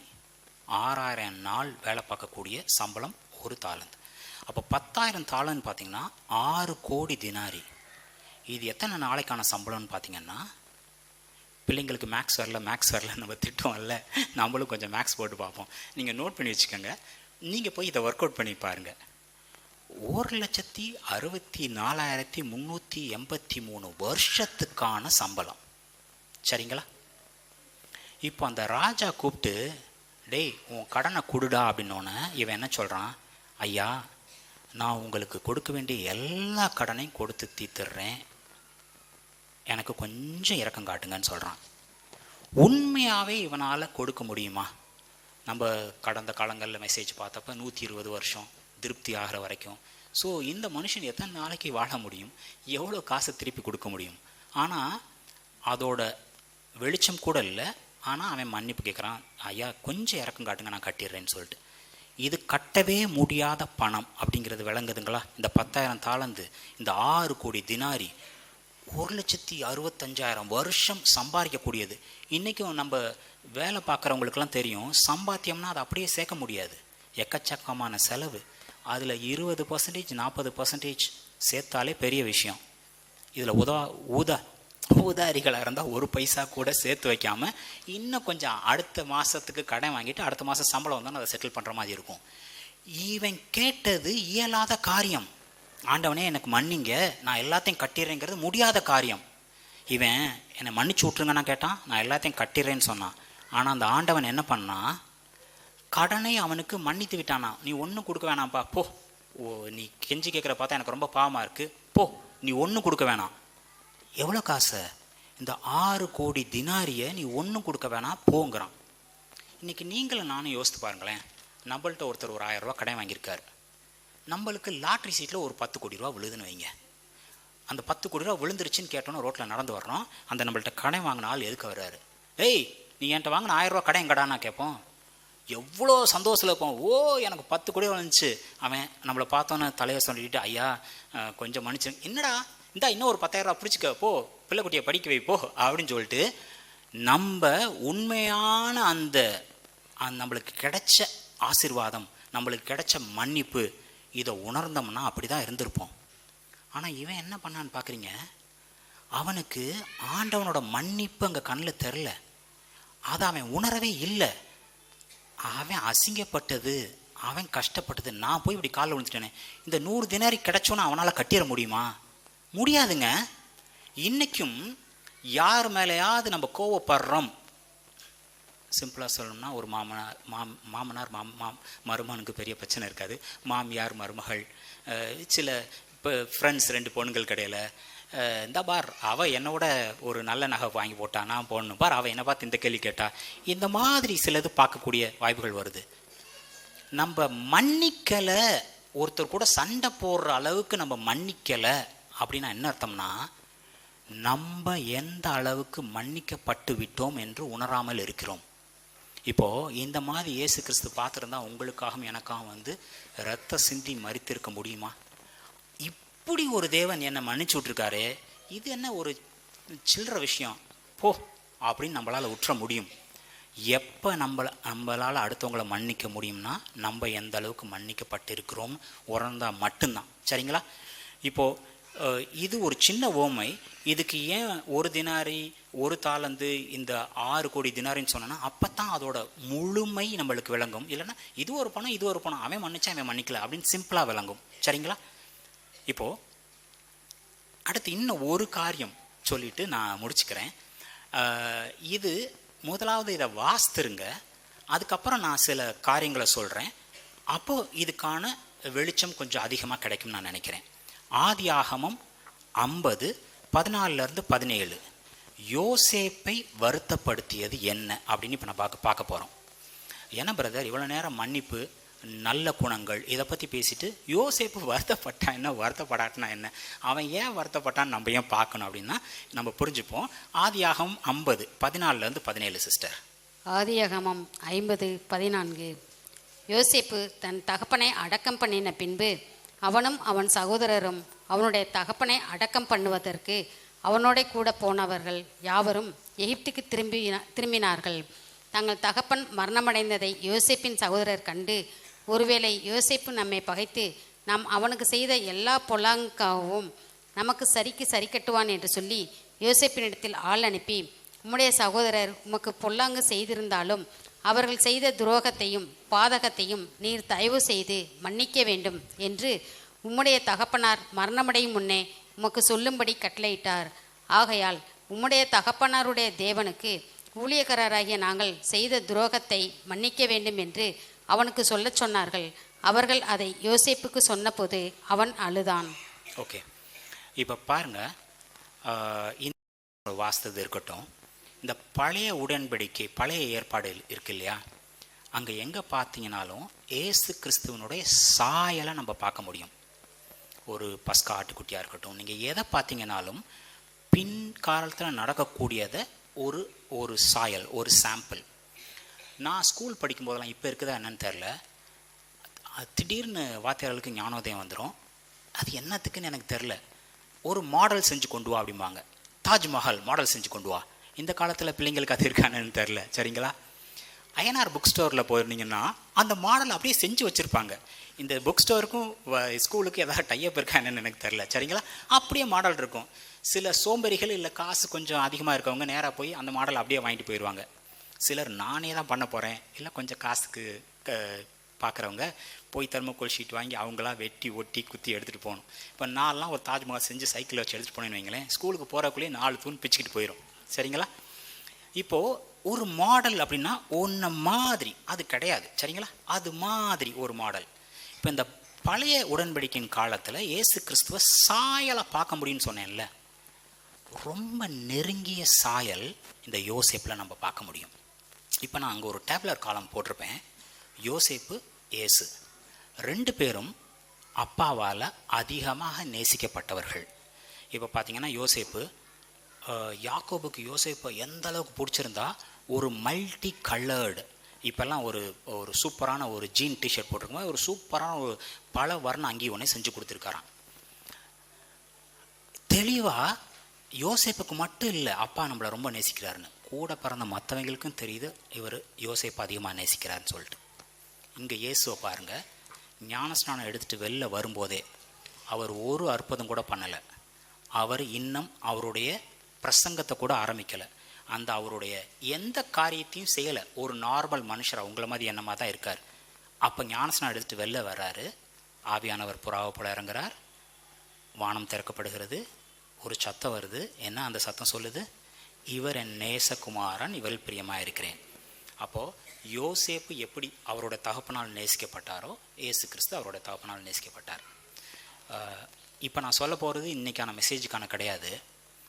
இன்றைக்கும் புருஷன் மனைவி, அப்பா பிள்ளைங்க, அன்பு பாசம் இருந்தால் வாயத்தோர்ந்து வெளிப்படுத்துறதுல தப்பு எதுவும் இல்லை. இன்ஃபேக்ட் வெளிப்படுத்தி ஆகணும். தெரியும் இல்லை, நான் எதுக்காக ஓடி ஓடி உழைக்கிறேன்? என் பொண்டாட்டி என் பிள்ளைகளுக்கு தானே. நான் உங்களை நேசிக்கிறேன்னு அவங்களுக்கு தெரியாதா? என் வாயை திறந்ததை சொல்ல முடியாதா? இங்கே பார்த்தீங்கன்னா வாயை திறந்து அங்கீகாரம் கொடுக்கப்படுகிறது. அதுவும் பையன்லாம் ஒரு லெவல் வளர்ந்துட்டா தகப்பன்மார்களுக்கும் பையனுக்கும் 2 ஈக்குவலன் மாதிரி ஈவன் அன்பை பகிர்ந்துக்கிறது, பேசுறது. அம்மா பொண்ணு அப்படி இருக்காது. கல்யாணம் ஆகி குழந்தை பிறந்து அந்த குழந்தை அடுத்த கல்யாணத்துக்கு வரதா இருந்தால் கூட மம்மி என்ன மம்மின்னு கூப்பிட்டு, இன்னும் என்னோடய ஒய்ஃப் சிங்கப்பூர்லேருந்து கூப்பிட்டு பேசிகிட்டு இருப்பாங்க. அம்மா பொண்ணுங்களுக்கான ஒரு ரிலேஷன் அப்படியே இருக்கும். ஆனால் ஆம்பளைங்க கொஞ்சம் முறுக்கிக்கிட்டு ஈவன் மனைவி மாட்ட கூட தன்னுடைய நேசத்தை தெரிவிக்காதவர்களாகவும், ஸ்பெஷலாக பையன்ட்டனா சொல்லாதவங்கள கூட இருப்பாங்க. பிள்ளைங்களுக்கு எந்த அங்கீகாரம் மொத தேவைன்னா, நீ எப்பொழுதுமே உலகத்தார்கிட்ட கிடைக்கிற அங்கீகாரத்தை விட அதிகமாக பசங்க வேல்யூ பண்ணுறது அவங்க அப்பாட்ட வந்து கிடைக்கிற அங்கீகாரத்தை தான். எங்கே அப்பாட்ட அங்கீகாரம் கிடைக்கலையோ அங்கெல்லாம் பிள்ளைங்க வேறு எங்கிட்டாவது அங்கீகாரம் கிடைக்காதான் தவறான வாழைகள்லாம் போவாங்க. அப்பாக்கள், நீங்கள் டெசிஷன் எடுங்க. நான் என்னுடைய அன்பை நான் வெளிப்படுத்தி ஆவேன் என் மனைவிட்டையும் என்னோடய பசங்கள்கிட்டையும் சொல்லிட்டு. இது ஒரு கான்ஷியஸ் டெசிஷன் நம்ம எடுக்க வேண்டியது கட்டாயமாக இருக்குது. சரிங்களா? சரி, அது மெசேஜ் கிடையாது, ஒரு சைட் ட்ராக், உங்களுக்கு பயனுள்ளதாக இருந்தால் இருந்துக்கட்டும். சரிங்களா? யோசேப்பு, இயேசு கிறிஸ்து 2 பேருமே சகோதரர்களால் வெறுக்கப்பட்டாங்க, ஒதுக்கி வைக்கப்பட்டாங்க. சரிங்களா? அங்கே கொன்றலாமாடா? இல்லைடா, ரத்த பழி நம்ம கையில் வேணாம், வித்து போட்டுடலாம். இங்கே யூதர்கள் இவர் தான் மெசியான்னு அக்செப்ட் பண்ணிட்டாங்களா? வேணாம், பரபாசை விடுவீங்க, இவர் எங்களுக்கு வேணாம், இவரை அடித்து போடுங்க. 2 பேருமே தன்னுடைய சகோதரர்களால், தன்னுடைய இனத்தால் வெறுக்கப்பட்டவர்கள், ஒதுக்கப்பட்டவர்கள். 2 பேருமே கிரயத்துக்காக வெறுக்கப்பட்டவர்கள். யோசேப்பு 20 வெள்ளிக்காசுக்கு, இயேசு 30 வெள்ளிக்காசுக்கு. 2 பேருமே எப்போ சகோதரர்களால் கூட அந்த சுற்றத்தாரால் வெறுக்கப்பட்டார்களோ, ஒதுக்கப்பட்டார்களோ, அவங்க யாருக்கு ஆசீர்வாதமாக இருந்தாங்க? புறஜாதியினருக்கு. நம்ம என்னைக்கு யோசேப்பை வெளியே விட்டாங்களோ எகிப்து ஆசீர்வாதமாக இருந்தது அப்படின்னா அது யோசேப்னால தான். போய் சொல்கிறான், இன்னும் 7 வருஷத்துக்கு பஞ்சம், அதுக்கடுத்து இந்த 7 வருஷத்துக்கு நல்ல விளைச்சல், அதுக்கடுத்து 7 வருஷம் பஞ்சம், யாராவது ஒருத்தரை வச்சு இதை மேனேஜ் பண்ணுங்கன்னா உன்னை விட பெரிய புத்திசாலி நான் எங்கடா பார்ப்பேன், நீயே பாரு அப்படின்னா. உலகம் ஃபுல்லாக பஞ்சத்தில் இருக்குது. யோசேப்பு எகிப்தையும் பார்வோனையும் அவ்வளோ செல்வ சீமானாக மாற்றி விட்ருக்கான்.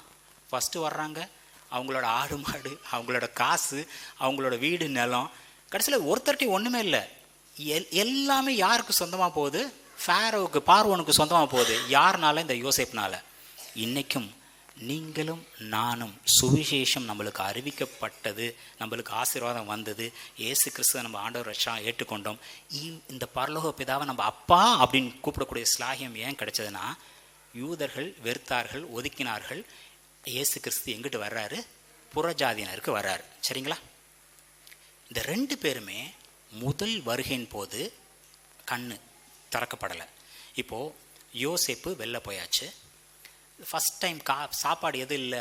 அப்பா சொல்கிறார், டே போய் அங்கே நிறையா சாப்பாடு இருக்காண்டா, போய் வாங்கிட்டு வாங்கடா அப்படின்னோன்னே வர்றாங்க. யோசேப்பை பார்க்குறாங்க. அவங்களுக்கு தெரிஞ்சதா, டே இவன் தான் நம்ம விற்று போட்ட தம்பி அண்ணன் தெரிஞ்சதா? தெரியலை. இயேசு கிறிஸ்து முதல் வருகையின் போது இவர் தான் மெசியான்னு யூதர்களுக்கு தெரியவில்லை. அவருடைய கண் மறைக்கப்பட்டிருக்கிறது, அவங்களுக்கு தெரியலை. இதே இது 2ஆம் முறை சாப்பாடு வாங்க போகிறாங்க. இவங்க கட்டி பிடிச்சி அழுகிறாங்க, இவங்க சமாதானமாகறாங்க. யோசேப்பு யாருன்னு தெரியுது. இயேசு கிறிஸ்தின் 2ஆம் வருகையின் போது யூதர்களுக்கு, சொந்த ஜனங்களுக்கு தெரியும், இவர் தான் மெசையா. இவர் தான் ஃபஸ்ட்டு வந்தார், இவர் தான் நம்ம அடித்து போட்டோன்னு அவங்களுக்கு தெரியும். சரிங்களா? எதற்காக இந்த 2 அட்டவணை? எதற்காக இதுன்னா, ஏசு மாதிரியே ஒரு பர்ஃபெக்ட் மாடல் நம்ம பழைய உடன்படிக்கை காலத்தில் பார்க்கணும்னா யோசேப்பு. இந்த யோசேப்பு அழுதான், இந்த யோசேப்பு கஷ்டப்பட்டான். எப்போ? இவனை வெறுத்தப்பையா, இவனை குழிக்குள்ளே போட்டப்பையா, இவங்க தூக்கி விற்று போட்டப்பையா? எப்பவுமே இல்லை. அப்பா இறந்துடுறாரு. அவன் முன்னாடியே மனுஷன் வாங்கன்னு எல்லாத்தையும் பார்த்துட்டு இருக்கான். அப்பா இறந்துடுறாரு. இவங்களுக்கெல்லாம் பயம் பிடிச்சிருது. இத்தனை நாள் அப்பாக்காக நம்மளை பார்த்துக்கிட்டு இருந்தானோ, இனிமேல் போட்டு தள்ள போகிறானோ, நம்ம பண்ண எல்லா தப்புக்கும் தண்டனை கிடைக்க போகுதோன்னு பயந்து வந்து போய் வேற சொல்கிறாங்க. அப்பா சாகிறதுக்கு முன்னாடி சொன்னாராம்.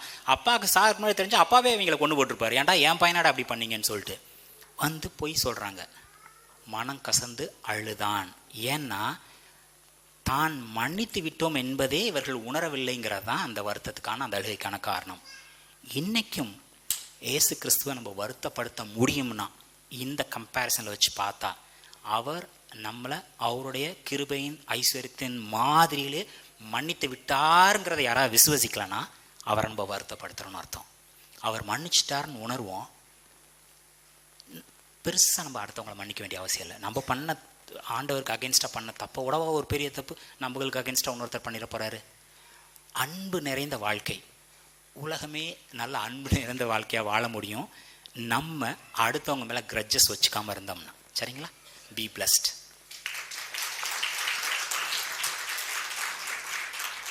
அல்லேலூயா.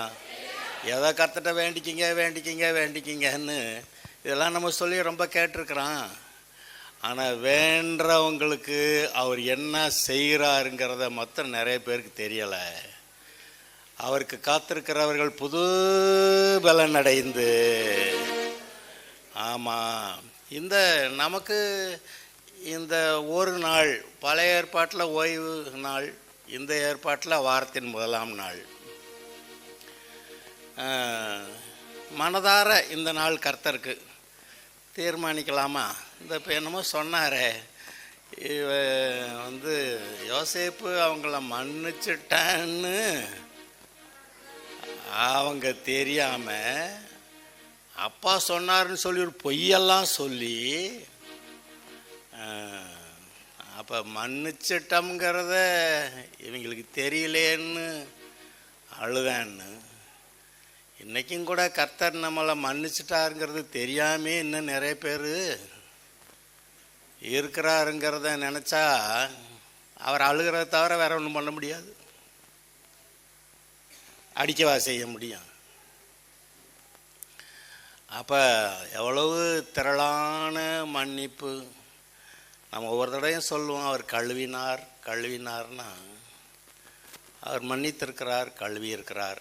ஆனால் அந்த உணர்வு ஏன் நம்முடைய இருதயத்தில் நிறைவாக வரலைன்னா, அவர் மன்னித்ததை நம்ம உண்மையாக புரிந்து கொள்ளாததுனால.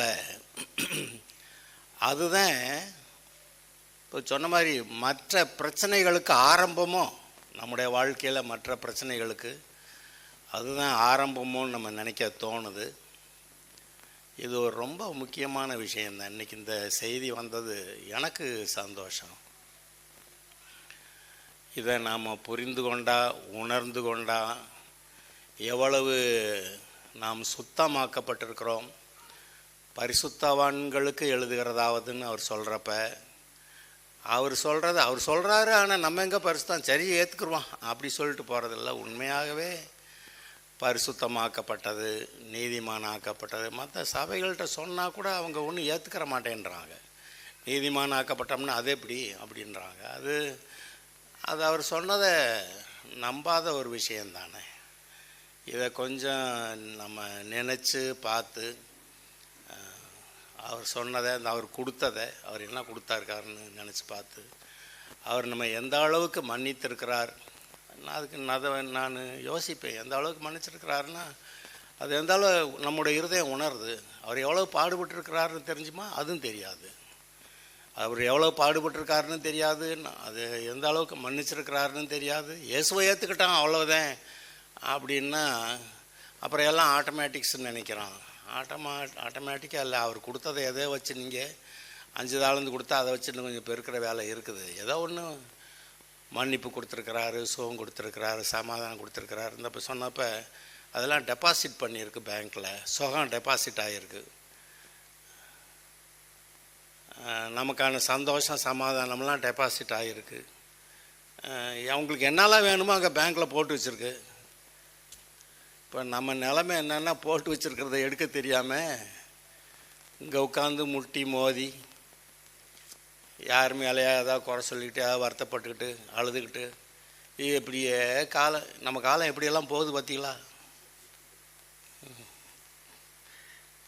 புரிந்து கொள்வோம். நாம் நல்லா இருந்தால் தான் மற்றவங்களுக்கு பிரயோஜனமாக இருக்க முடியும். நீங்கள் நிறைவோடு இருந்தால் தான் மற்றவங்களுக்கு. அந்த இப்போ சொன்னது 10 கோடி ரூபா லாட்ரி விழுந்ததுன்னா அவன் சரி போடா அப்படின்ட்டு இன்னும் 1000 ரூபாய் கொடுத்து போய் நல்லா இருன்னு சொல்லுவேன்னு அப்படி மனசு இருக்கா? ஏன் இல்லை? 10 கோடி கிடச்சிச்சின்னு தெரியாது, கிடச்சதுன்னு தெரியாது, ஒன்றும் தெரியாது. எப்பேற்பட்ட குருட்டாட்டத்துக்குள்ளே பிசாசு நம்மளை வைக்கிறான். நம்ம தான் உண்மையிலேயே நிறைவாக, விடுதலையாக, சமாதானமாக வாழ்ந்திருக்க எல்லாமே கர்த்தர் நமக்கு கொடுத்துருக்கிறாரு. நமக்குள்ளே இருக்கிற குருட்டாட்டம் நீங்க கடவுது. அல்லேலூயா. புது வாழ்வு வாழ்ந்திடுவேன், ஜீவனுள்ள நாட்களெல்லாம் தேவனை பாடிடுவேன். ஜீவனுள்ள நாட்களெல்லாம் தேவனை பாடிடுவேன். தேவன் தந்த வார்த்தையே ஜீவன் வல்லமை தரும். தேவன் தந்த வார்த்தையே ஜீவன் வல்லமை தரும். என்னாலும் அதையே முற்றிடு நம்பி நல்வாழ்வு வாழ்ந்திடுவே. என்னாலும் அதையே முற்றிலும் நம்பி நல்வாழ்வு வாழ்ந்திடுவே. புது வாழ்வு வாழ்ந்திடுவே. ஜீவனுள்ள நாட்களெல்லாம் தேவனை பாடிடுவே.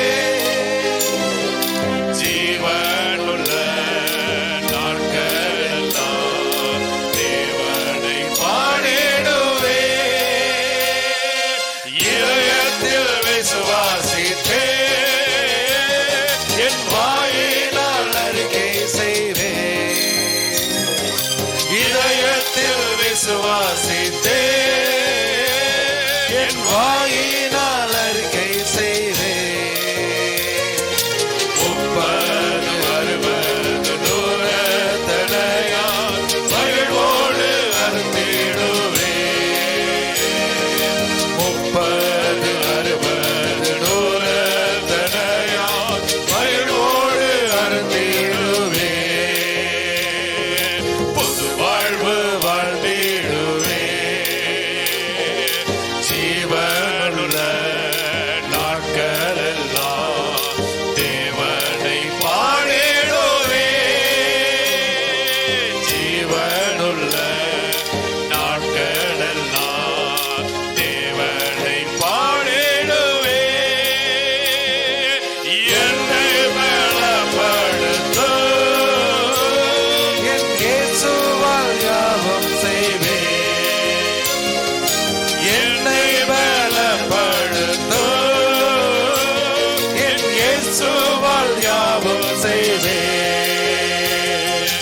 என்னாலும் வெற்றி நான் பெற்றிடுவேன் இயேசுவின் நாமத்திலே.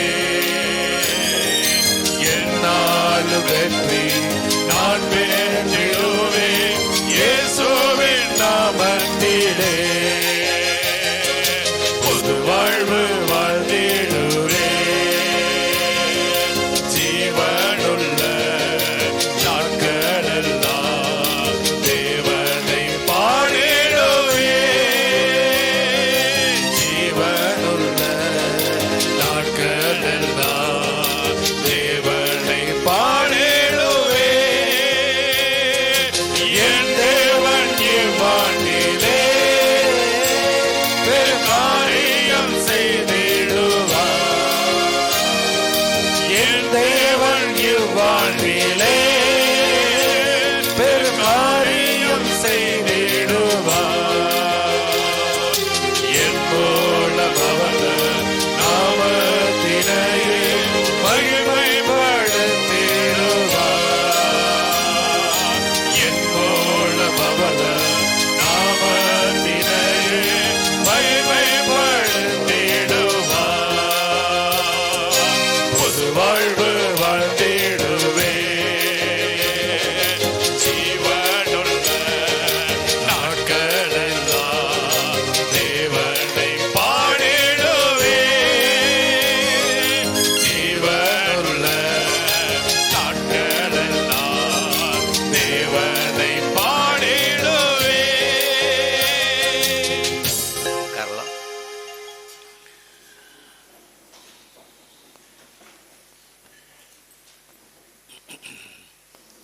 நம்ம எல்லாருக்கும் தெரியும், யோவான் 1 யோவான் 1:7 அவர் ஒளியில் இருக்கிறது போல நாமும் ஒளியிலே நடந்தால் ஐக்கியப்பட்டிருப்போம்.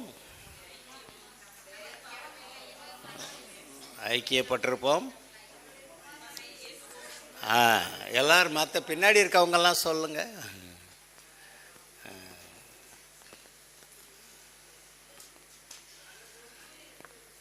அவர் ஒளியில் இருக்கிறது போல ஒளியிலே நடந்தால் ஒருவரோடு ஒருவர் ஐக்கியப்பட்டிருப்போம்.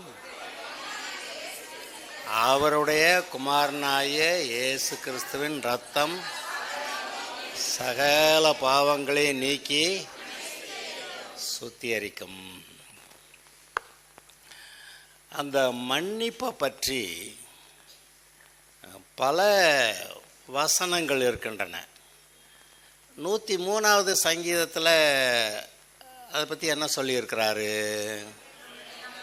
எடுத்து வாசிங்க பார்க்கலாம். சங்கீதம் 103 சங்கீதம் 103 எத்தனையாவது வசனம்? வாசிங்க பார்க்கலாம். மன்னித்து, சரி சரி சரி சரி அது இருக்கட்டும். அதுக்கப்புறம் ஒரு 5-6 வசனம் தள்ளி வசனம் சொல்லுங்க. 10 என்ன போட்டிருக்கு? அவர் நம்முடைய பாவங்களுக்கு தக்கதாக நமக்கு செய்யாமலும் நம்முடைய அக்கிரமங்களுக்கு தக்கதாக நமக்கு சரி கட்டாமலும் இருக்கிறார்.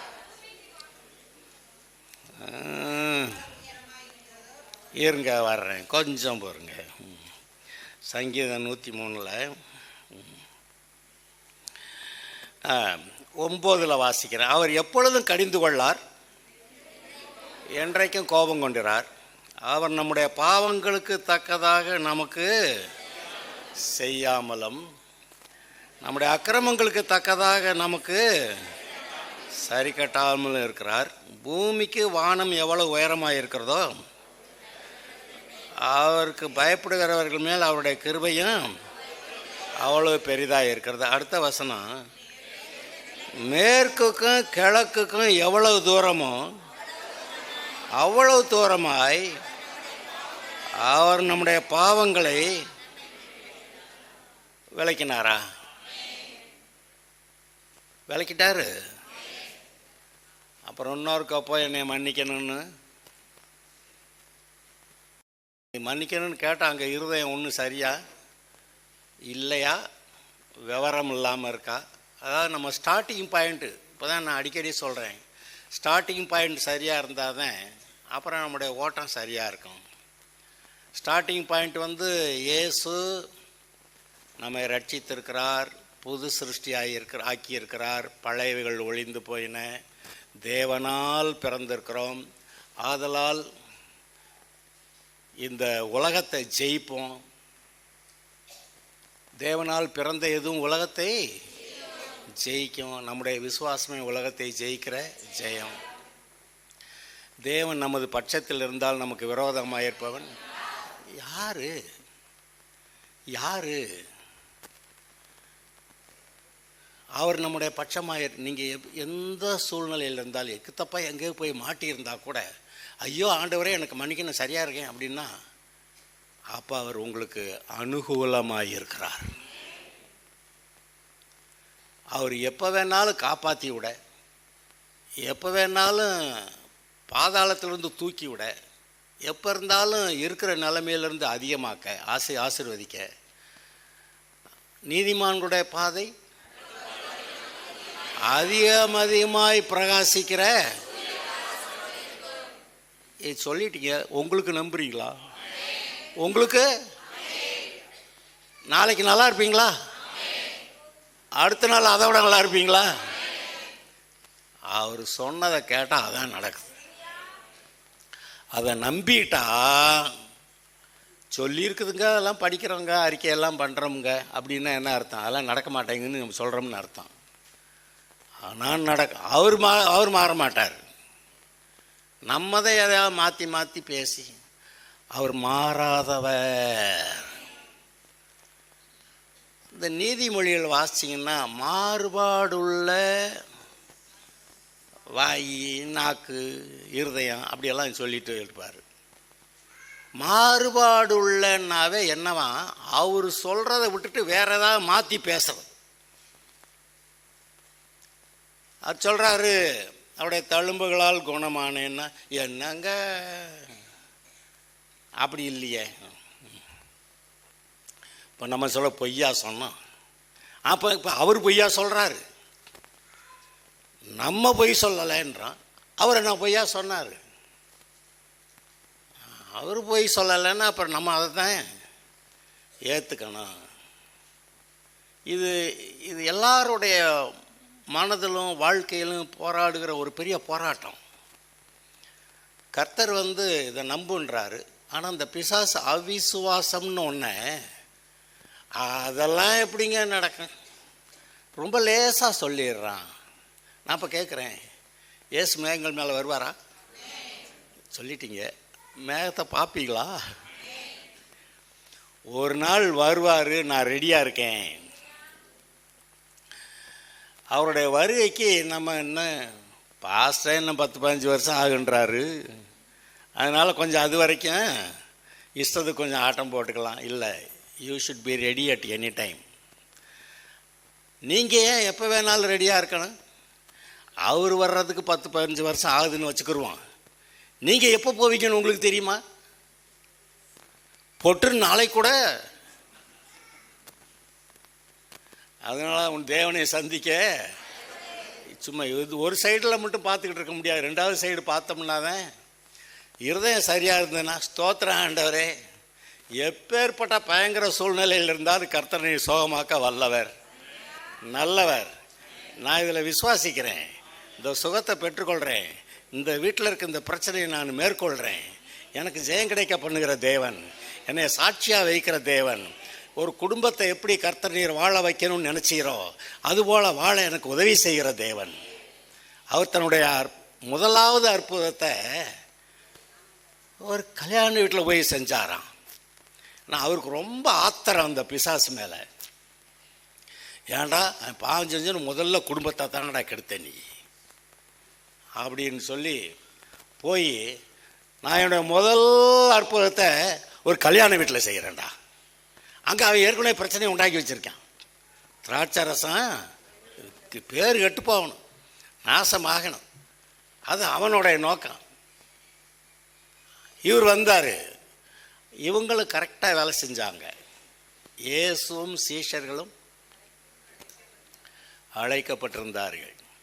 அம்மா வந்து சொல்கிறாங்க, திராட்சசம் உனக்கு எனக்கு அதனால என்ன, அது கல்யாண வீட்டுக்காரங்க பாடுது. அப்புறம் அந்த அம்மா கண்டுபிடிச்சிட்டாங்க, ஒன்றும் சரியா இல்லை. வேலைக்காரனை கூப்பிட்டுருந்தா அவர் என்ன சொல்கிறாரோ போய் செஞ்சிடணும். அந்த அம்மா வார்த்தைக்கு அந்த வேலைக்காரங்க அவ்வளோ மரியாதை கொடுத்துருக்காங்கன்னு நான் நினைக்கிறேன். ஏன்னா அவன் தான் தண்ணியை ஊற்றுனான். அந்த தண்ணியை கொண்டு போய் கொடுறான்னா நீங்கள் நானும் செஞ்சுருவான்.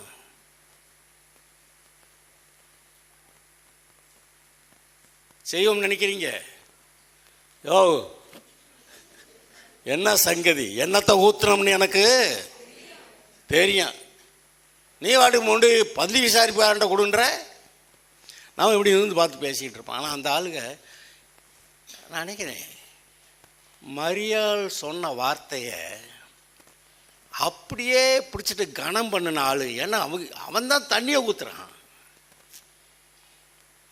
அதை முண்டு கொண்டு போய் பந்தி விசாரிப்பார்ட்ட கொடுன்னா அந்த தண்ணியை தான் முண்டுட்டு போகிறான்னு நினைக்கிறேன். ஏன்னா இந்த 10 பேர் சுகமானாங்களாம் குஷ்டரோகத்திலிருந்து. போகிற வழியில் சுகமானதை கண்டு ஒருத்தன் ஓடி வர்றான். அது மாதிரி இவன் தண்ணி மொண்டுட்டு போனப்போ தண்ணியை தான் மொண்டிருப்பான்னு நினைக்கிறேன். போகிற வழியில் அது என்னமோ ஆயிடுச்சு. மரியாளுடைய வார்த்தையை மதித்த அந்த கல்யாண வீட்டுக்காரங்க, அந்த வேலைக்காரர்கள் போல இன்றைக்கும் கிறிஸ்தவர்களாக இருக்கிற எல்லாரும் உண்மையிலேயே அவங்க சொன்னாங்கன்னு சொல்லி இயேசு என்ன சொன்னாரோ அதை செய்கிற ஆளுகளாக இருந்தால் பெரிய மாற்றம் உண்டாயிருக்கும்னு நான் நம்புகிறேன். சும்மா பேருக்கு தான் என்னத்தையாவது சொல்லிக்கிட்டு இருக்கிறாங்க. ஒரே ஒரு பிரசங்கம்னால் சரியான பிரசங்கத்தை பண்ணாங்க. மற்ற எவ்வளோ பிரச்சனைகள்லாம் வந்தபோது எல்லாற்றையும் தன்னுடைய மனதிலே வைத்து கொண்டாள்.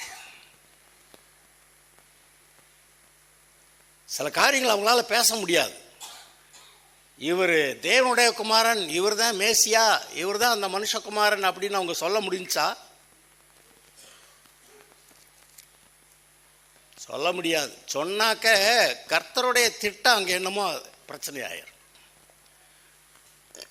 இன்னைக்கு நிறைய பேர் மரியாதை கும்பிடவே செய்கிறேன்னுவாங்க. ஆனால் சொன்ன வார்த்தைக்கு மரியாதையே கிடையாது. சொன்ன வார்த்தைக்கு மரியாதையே கொடுக்காம அப்புறம் கும்பிடுறது என்னத்துக்கு?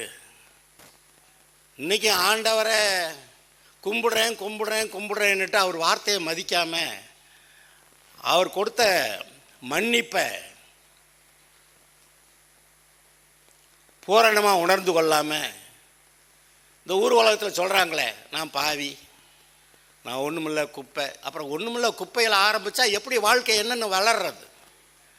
அதனால தான் சொல்கிறேன், ஒவ்வொரு முறையும் இங்கே ஜெபம் பண்ணும்போது கிறிஸ்துவுக்குள் புது சிருஷ்டி, பழையவைகள் ஒழிந்தன, நீங்கள் தேவனால் பிறந்திருக்கிறவர்கள், நீங்கள் இந்த உலகத்தை விட்டு பிரித்தெடுக்கப்பட்டு ஜீவ புஸ்தகத்தில் பெயர் எழுதப்பட்டு பரிசுத்த ஆவியினால் முத்திரையிடப்பட்டு இயேசுவுக்கு சாட்சியாக இந்த உலகத்தில் இருக்கிற ஜனங்களுக்கு ஒளியாக, இந்த பூமிக்கு உப்பாக நீங்கள் இருக்கிறீங்கிறத இந்த உணர்வு வந்தாதான் சரியான வாழ்க்கையை வாழ முடியும். அப்படி வாழ முடியாது. நம்ம என்ன சொல்கிறோம்? பாவி தாங்க. அப்புறம் 1000 பாவத்தோட இன்னொரு பாவம் செஞ்சால் 1001. இப்போ என்ன பெரிய வித்தியாசமா? 1000 பாவம் செஞ்சவனுக்கு இன்னொரு பாவம் செய்கிறது ஒன்றும் கஷ்டம் கிடையாது. ஆனால் பாவமே இல்லைன்னா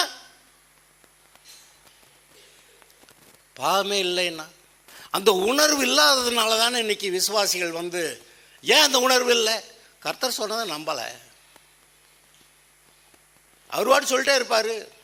இங்கே பாஸ்ட் அப்படி தாங்க சொல்லிக்கிட்டு இருப்பார். நம்ம போயிட்டு கோயிலில் உட்காந்துட்டு எந்திரிச்சு வந்துடுவோம் அப்படின்னா, பாஸ்ட்டுக்கு இங்கே எதுக்கு இருக்கிறாரு?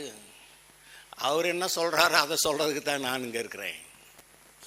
நான் பாட்டுக்கு என் இஷ்டத்துக்கு எதையும் சொல்லக்கூடாது, சொல்லவும் மாட்டேன். இங்கே நான் அவருடைய சார்பாக நிற்கிறேன். ஆண்டவருடைய சார்பாக நீங்கள் நிற்கிறீங்களா? அதுக்கு சந்தேகம் தானே. நான் இப்போ இன்னொரு சந்தேகத்தை சொல்கிறேன். உங்களுடைய பிள்ளைகளை பொறுத்த வரைக்கும் நீங்கள் தேவனுடைய சார்பாக அங்கே நிற்கிறீங்கிறது உங்களுக்கு தெரியுமா? ஏன் அவர் உன் தகப்பனையும் கனம் பண்ணு, தகப்பனுடைய புத்தியை கேள், தாயோட தள்ளாதே. ஏன்னா சிறு குழந்தையா இருக்கிறப்ப கர்த்தரை பற்றி தெரியலை. அதனால் அப்பா அம்மா சொல்கிறத தான் கேட்கணும். எடுத்து வாசிங்க நீதிமொழி 1 அதிகாரத்தில் 8வது வசனம்.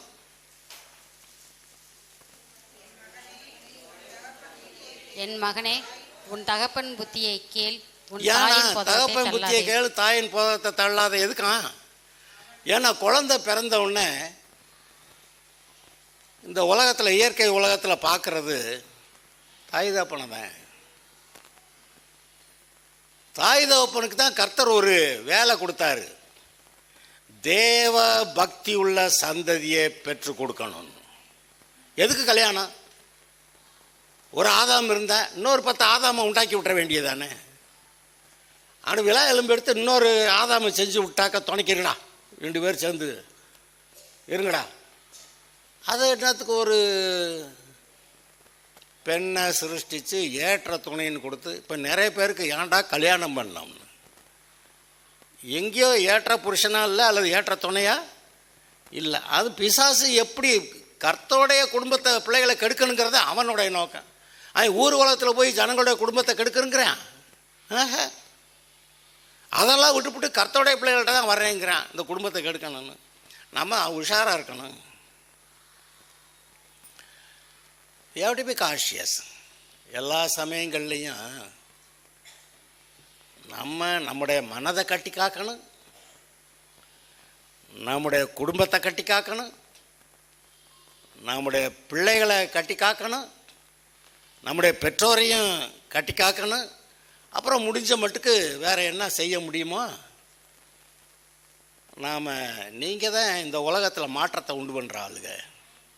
பிசாசு ஏற்கனவே எல்லாத்தையும் கெடுத்து வச்சுட்டான், இருட்டாக்கிட்டான், அந்தகாரம் ஆக்கிட்டான், அதாவது அதை தீட்டுப்படுத்திட்டான், உலகத்தையே அருவருப்பாக்கிட்டான்.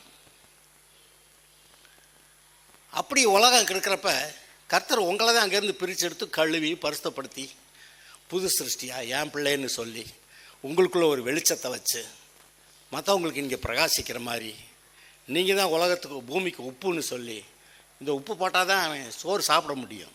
உப்பு இல்லாத சாப்பாடு எத்தனை பேர் சாப்பிட்றீங்க? இந்த டாக்டர்கிட்ட போனால் அப்படி ஆக்கி விட்டுருவாங்க, உப்பு இல்லாமல் சாப்பிடு. ஸ்தோத்திரம். அப்படி ஒரு வாழ்க்கை வாழணுமாக்க சோறு கூட ஒழுக்கா தின்ன முடியாது. ஒரு விதத்தில் வாழ்க்கையை வெறுத்தும் போயிடும். ஆனாலும் நான் உப்பு இல்லாமல் தான் அங்கே சாப்பிடுவேன். அது ஒரு பெருமை வேறு சில ஆட்களுக்கு. நான் நினச்சி பார்க்குறப்ப ஆச்சரியமாக தான் இருக்குது. இந்த பிசாசு கூட எவ்வளோ தூரம் ஒத்து போயிடுறாங்க.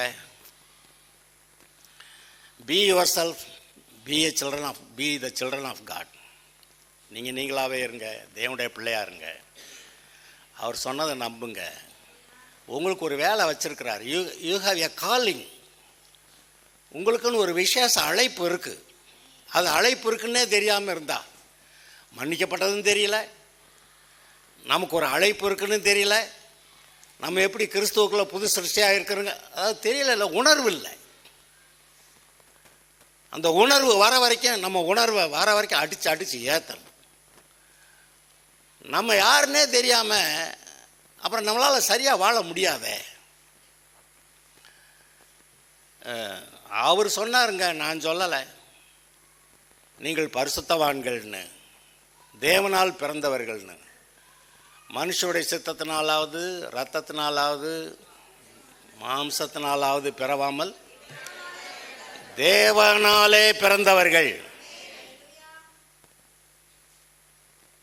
ஒரு சினிமாவில் ஒருத்தன் சீறிக்கிட்டே இருப்பான், பக்கத்தில் ஒருத்தன் சொல்லுவேன், ஏன்டா பாம்புக்கு பிறந்தவனே அப்படின்னுவேன். சரி எடுத்ததுக்கெல்லாம் சீர்ற அப்படின்னு சினிமா பற்றி சொல்லிவிட்டோனோ. பாவம், பாஸ்டரே இப்படி பெரிய பாவத்தை செஞ்சிட்டாரு. பொதுவாக சொல்ல மாட்டான், திருக்குறள் கூட யோசித்து பார்த்து தான் சொல்லுவேன். ஓகே, நமக்கு விளங்கணும், இந்த சீரிக்கிட்டெல்லாம் இருக்க முடியாது. முற்கோபம் நமக்கு நம்ம வாழ்க்கையே பல சமயத்தில் கெடுத்தது நம்முடைய முற்கோபம் தானே. பல சமயத்தில் நீங்கள் அந்த சண்டை போடாமல் இருந்திருக்கணும் அப்படின்னு நினச்சிருக்கிறீங்க. இந்த ஆட்களோடெல்லாம் நம்ம சேர்ந்துருக்கக்கூடாது அப்படின்னு நினச்சிருக்கிறீங்க. அது இதயத்தில் உணர்வு வரதான் செய்யுது, ஆனால் அதை கண்டுக்கிறாமல் போனதுனால வர்ற விளைவுகள் அது. அந்த உணர்வை தான் இப்போ கேட்டுக்கிட்டு இருக்கிறேன். கிழக்குக்கு மேற்குக்கு எவ்வளவு தூரமாய் போகிறோமோ அவ்வளோ தூரமாய் நம்முடைய பாவங்களை நம்மை விட்டு விலக்கினார். நமக்கு முடியாத ஒரு காரியத்தை கர்த்தர் செய்வார், ஆனால் அது மாதிரி இருக்கணுன்றார். முடியும். அவர்களுடைய அக்கிரமத்தை நீ நினையாமலும் பாவங்களை அக்கிரமத்தை எங்க வசனம் இங்கே இருக்கு. எபிரேயரில் 2 பக்கம் இருக்குது, எரேமியாவில் ஒரு இடத்துல இருக்குது. எரேமியாவில் இருக்கிறத கண்டுபிடிச்சி எடுப்பீங்களா? 30, 31 அந்த வாக்கில் எங்கிட்ட தேடுங்க.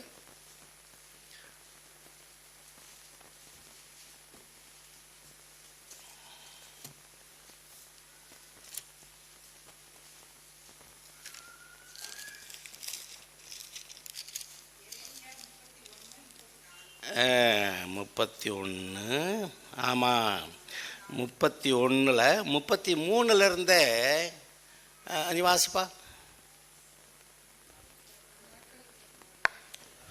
அந்நாட்களுக்கு பிற்பாடு நான் இஸ்ரவேல் குடும்பத்தோட பண்ண போகிற உடன்படிக்கையாவது, நான் என் நியாயப்பிரமாணத்தை அவர்கள் உள்ளத்திலே வைத்து அதை அவர்கள் இருதயத்திலே எழுதி, நான் அவர்கள் தேவனாயிருப்பேன், அவர்கள் என் ஜனமாய் இருப்பார்கள் என்று கர்த்தர் சொல்லுகிறார். இனி ஒருவன் தன் அயலானையும் ஒருவன் தன் சகோதரனையும் நோக்கி கர்த்தரை அறிந்துகொள் என்று போதிப்பதில்லை. அவர்களில் சிறியவன் முதல் பெரியவன் மட்டும் எல்லாரும் என்னை அறிந்து கொள்வார்கள் என்று கர்த்தர் சொல்லுகிறார். நான் அவர்கள் அக்கிரமத்தை மன்னித்து அவர்கள் பாவங்களை இனி நினையாதிருப்பேன். ஓகே, மன்னித்து நினையாமலும் இருப்பேன். இது அவருக்கு ரொம்ப விசேஷமான ஒரு திறமைன்னு நினைக்கிறேன் நான். அதாங்க ஒரு ஆள் சொல்லுவாங்க, டாக்டர் மருந்து கொடுத்தாராம், இந்த மாத்திரையை சாப்பிட்றப்ப குரங்க நினைக்காத. மாத்திரையை எடுத்தால் குரங்கு தானேங்க ஞாபகம் வருது. ஆனால் நம்முடைய சுவாபம் மாறுகிறது. உண்மையாகவே ஆண்டவரை ஏற்றுட்டு நான் சரியாக என்னுடைய இருதயத்தை சரியாக வச்சுக்கிறேன் ஆண்டவரேன்னு சொல்லும்போது, அப்புறம் அந்த சுபாவம் பரிசுத்த ஆவியானவர் நமக்குள்ளேருந்து அந்த பழைய பாவங்களை நினைக்காம இருக்கிறதுக்கான ஒரு கிருபையை கொடுக்குறார். ஒரு சில காரியங்களை குறித்து நான் ஜெபம் பண்ணியிருக்கிறேன், ஆனால் திரும்ப திரும்ப அது ஞாபகம் வருதுன்னா ஐயன்னா ஆகுன்றது. அப்புறம் கர்த்தர், ஆண்டவரே என்ன தான் விஷயம் அப்படின்னா, நான் செஞ்சது உண்மையே தப்பு ஆண்டவரே, எனக்கு ரொம்ப வருத்தமாக இருக்குது அப்படின்னு சொல்லி நான் வருத்தப்பட்டு, இந்த சனியை எனக்கு வேண்டாம், உண்மையாகவே வருத்தப்பட்டு எனக்கு மன்னிக்கணும்னு அப்போ ஜெபம். அப்புறம் அதுக்கப்புறம் நினைப்பே வரல. நினப்பு வந்தாலும் அது ஒரு பொருட்டா இல்லை, அது மன்னிக்கப்பட்டிருக்கிறது. பழைய காரியங்கள் அதை பிசாசு திரும்ப திரும்ப கொண்டு வந்து ஞாபகப்படுத்தி அவனுக்கு வேலையே அதான். உங்களை தரக்குறைவாக நீங்கள் நினைக்கணும். மற்றவங்கெல்லாம் இவங்க கர்த்தருடைய பிள்ளைங்க, பரிசுத்தவான்கள், நீதிமான்கள்னு சொன்னாலும் நீங்கள் உங்களை தரக்குறைவாக நினைக்கணும். அதான் அவனுடைய ஐடியா.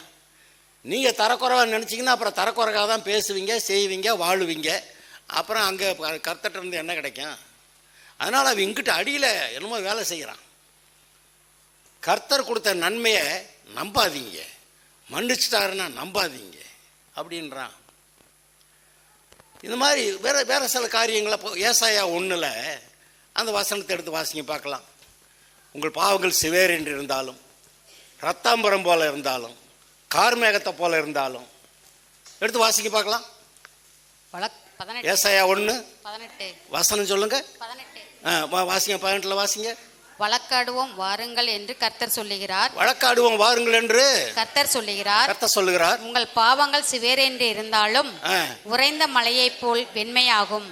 அவைகள் இரத்தாம்பர சிவப்பாய் இருந்தாலும் பஞ்சை போல் ஆகும். நீங்கள் மனம் பொருந்தி செவி கொடுத்தால் தேசத்தின் நன்மையை புசிப்பீர்கள். ஆமா, நீங்க மனம் பொருந்திட்டீங்கன்னா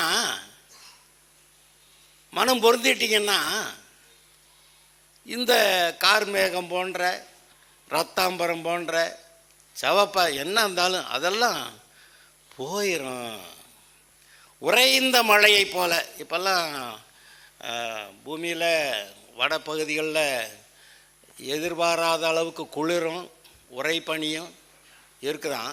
ஒருத்தன் சொல்கிறான், முட்டையை உடச்சி இப்படி ஊற்றி அது போய் அந்த டம்ளரில் அங்கே அந்த இதில் பாத்திரத்தில் சேர்றதுக்கு முன்னாடி அது உறைஞ்சது தான். அந்த முட்டை ஓடு மேலே நிற்கிதான். அதை ஒரு ஃபோட்டோ எடுத்து போட்டிருக்கேன். இதெல்லாம் இருந்தால் நமக்கு தாங்காது. அவங்க ஏதோ பழகினவங்க அதில் இருந்து ஓட்டிக்கிட்டு இருக்கிறாங்க. கார் மேலெல்லாம் பனி விழுந்து கிடக்குது. ஒரு அரை அடிக்கு அந்த பனியில் தான் நடந்து போகிறான். காலை வச்சா அரை அடிக்கு உள்ளே போகும். இப்போ நம்ம பார்க்குற ஐஸ் கட்டி வேறு, அதை வச்சா அது அப்படியே கெட்டியாக இருக்கும். ஆனால் ஸ்னோங்கிறது அது பனி பெய்கிற போது அது அரை அடி, 1 அடி, 2 அடினாலும் அப்படியே புதன்னே தான் இருக்கும். அப்படி ரோடெல்லாம் அப்படி ஆயிடுது, கார் மேலே, வீடு மேலே எல்லாம். அதனால தான் இங்கிலாந்தில் அவங்க வீடு கட்டுறப்ப கூரை இப்படி போடுவாங்க, ரொம்ப குச்சி போடுவாங்க. அது பனி விழுந்தரணும், தட்டி விட்டாலாவது கீழே விழுகணும், அப்படியெல்லாம் போடுவாங்க அந்த காலங்களில். இப்போ அது மாதிரி நிலைமையில் இருக்குது. அந்த மாதிரி குளிர், அவ்வளோ பயங்கர குளிர் பாருங்க. இன்றைக்கி நம்ம அதெல்லாம் தாங்க மாட்டோம். நமக்கு கர்த்தர் ஒரு சமாதானம், விடுதலை எல்லாம் கொடுத்துருக்கிறாரு. அதை நாம் பெற்றுக்கொள்வோமாக. அப்பேற்பட்ட பாவம் அந்த உறைந்த பனியை போல அவ்வளவு வெள்ளையாக இருக்குங்க, சுத்தமாக இருக்குங்க. அதுபோல் உங்களை மாற்றிருக்காரா? நம்புவீங்களா? இன்னொருதோட நான் பாவின்னு வாயிலிருந்து வார்த்தை வந்துடக்கூடாது. அங்கே சொல்லுவாங்க, அங்கே ஒரு போதகர் ஒரு ஆள் இருக்கான், இந்த மாதிரி நாங்கள்லாம் பரிசுத்தமாயிட்டோம், நீதிமான் ஆகிட்டோம், தேவனால் பிறந்திருப்போம் நாங்கள் சொல்லுவேன். அங்கே ஒரு கூட்டம் சொல்லிக்கிட்டு தான் இருக்குது. நான் என்ன பண்ணேன், அப்படி பேசியே பிசாசுக்கு அவங்க பிரசங்கிக்கிறாங்க. ஹலோ, அப்படி பேசி அவங்க பிசாசோட வார்த்தையை பிரசங்கிக்கிறாங்க. எனக்கு வேணுமாக்காது. அவங்க என்னமோ செஞ்சுட்டு போகிறாங்க. நான் கர்த்தரை பார்க்குறேன், அவர் சொல்கிறத கேட்குறேன், நான் நம்புகிறேன், நான் வாழ்க்கையில் முன்னேறுறேன். நான் நம்புறதை நான் உங்ககிட்ட சொல்கிறேன். எனக்குள்ளே இருக்கிற விடுதலை உங்களுக்குள்ளே வரணும். அந்த விடுதலை இருந்தால் அது ஒரு பெரிய நிம்மதிங்க.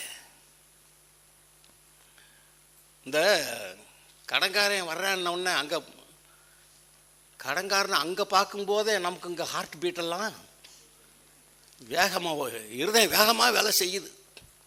ஏன்னா கண்டது கண்ணால், இங்கே சரீரம் இருதயமாக போட்டு வேகமாக வேலை பார்க்கும். நான் பார்க்குது.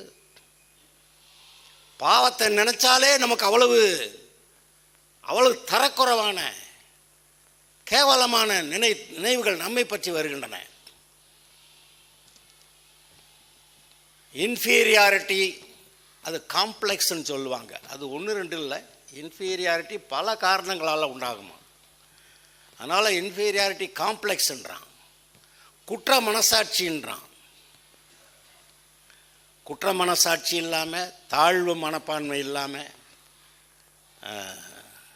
அதாவது செஞ்ச பாவத்துக்கு தண்டனை வருமே அப்படின்னு ஒரு நினப்பு இல்லாமல், கர்த்தருக்கு முன்னாடி நிற்கக்கூடிய அந்த மனநிலையத்தான் நீங்கள் நீதிமான்னு சொல்லுது. கில்ட்டி கான்ஷியன்ஸ் இல்லை, தாழ்வு மனப்பான்மை இல்லை, இன்ஃபீரியாரிட்டி இல்லை, அதாவது தண்டனை வருங்கிற பயமும் இல்லை. அப்படி கர்த்தர்கிட்ட நிற்கிறது தான் நீதிமான் அப்படிங்கிறத பைபிள் சொல்லுது. Standing before God without guilt, inferiority and condemnation. இந்த முதல் படியை நம்ம சரியாக்கணும்னு தான் இப்போ நான் இந்த வருஷம் ஆரம்பித்ததுலேருந்து அடிக்கடி சர்ச்சில் இதை சொல்லிக்கிட்டு தான் இருக்கிறேன். நான் இதை ஆரம்பிச்சிட்டிங்க, அப்புறம் எல்லாம் நல்லா போகும். ஆரம்பமே சரியில்லைன்னா அப்புறம் எது நல்லா போகும்? அதனால் ஆரம்பத்தை சரி பண்ணிடலாம். இன்றைக்கி ஒரு நல்ல செய்தியெல்லாம் கேட்டீங்க. மன்னிக்கப்பட்டுட்டோம்னு தெரிஞ்சிருந்தா இவன் அந்த 100 கடை வாங்கினவனை மன்னிச்சுட்டு போயிருப்பான், இந்தடா 100 ரூபான்னு கூட சேர்த்து கொடுத்துட்டு போயிருப்பான். ஆனால் இவனுக்கு அந்த மன்னிக்கப்பட்டிருக்கிறோங்கிறது அதில் இருக்க விடுதலையெல்லாம் தெரியாதனால அவன் எப்படி மறுபடியும் போய் மாட்டிக்கிட்டான். அவன் அப்படியாடா செஞ்சான், அவனை பிடிச்சிட்டு வா அப்படின்னு பிடிச்சி கொண்டு போய் அழுகையும் பற்கடிப்பும் இல்லை போட்டான்னு போட்டிருக்கு. அப்போ நம்ம மன்னிக்கப்பட்டிருக்கிறோம்னு தெரியலன்னா மறுபடியும் அந்த அழுகையும் பற்கடிப்பும் உள்ள இடத்துக்கு போகிறது ரொம்ப சுலபம். அவன் அழுதானா, என்னத்துக்கிடான்னாக்க நம்ம மன்னிச்சிட்டோம்னு சொன்னாலும் கூட இவங்க நம்பலையே, அதுக்கு ஒரு பொய்யெல்லாம் சொல்லி அப்பா சொல்லிவிட்டாருன்னு அன்னைக்குள்ள சொல்லியிருக்கணும். இப்போ சொல்கிறேன், இப்படியெல்லாம் இட்டு கட்டி எதையாவது சொல்லி, ஆனால் நான் மன்னிச்சிட்டேங்கிறத கூட இவங்க நம்பலேன்னு உட்காந்து அழுதான்னு. இன்றைக்கி ஏசுனார் அப்படி தான் அழுகிறாருன்னா, உங்களை பற்றி என்னை பற்றி ஏதாவது அழுகிட்டு இருந்தாருன்னா இன்னமும் தொடர்ந்து அழுகணுமா? உங்களை பற்றி நினச்சி தொடர்ந்து அழுகணுமா? வேண்டாம்ல. உண்மையான மனம் திரும்புதல் வேணும். உண்மையான மனம் திரும்புதல் இருந்தால் நீங்கள் புதுசாக வாழ்க்கையை ஆரம்பிச்சிருவீங்க. நம்முடைய இருதயம் ரொம்ப தெளிவாக இருக்கும். பலமும் அன்பும் தெளிந்த புத்தியும் உள்ள அந்த ஆவியான ஒரு அபிஷேகம் பலன் இருக்கிறதுனால ரொம்ப விடுதலையாக இருப்பீங்க. அப்புறம் எல்லா காரியங்களையும் தெளிந்த புத்தி போட்டிருக்க பார்த்தீங்களா, எல்லாத்தையும் சரியாக நிதானித்து பார்த்து சரியான தீர்மானத்தை நீங்கள் எடுப்பீங்க. ஊர் உலகத்தில் 1000 சொல்லுவாங்க, ஆனால் கர்த்தருக்குள்ள இதுதான் அப்படின்னு நீங்கள் சொல்லுவீங்க.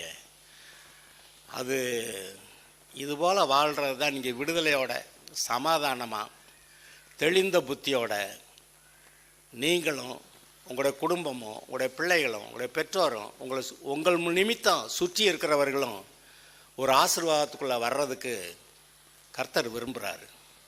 கர்த்தர் உங்களை தான், இந்த உலகத்து ஜனங்களை ஆசீர்வதிக்கிறதுக்கு கர்த்தர் உங்களை தான் வச்சுருக்கிறார்.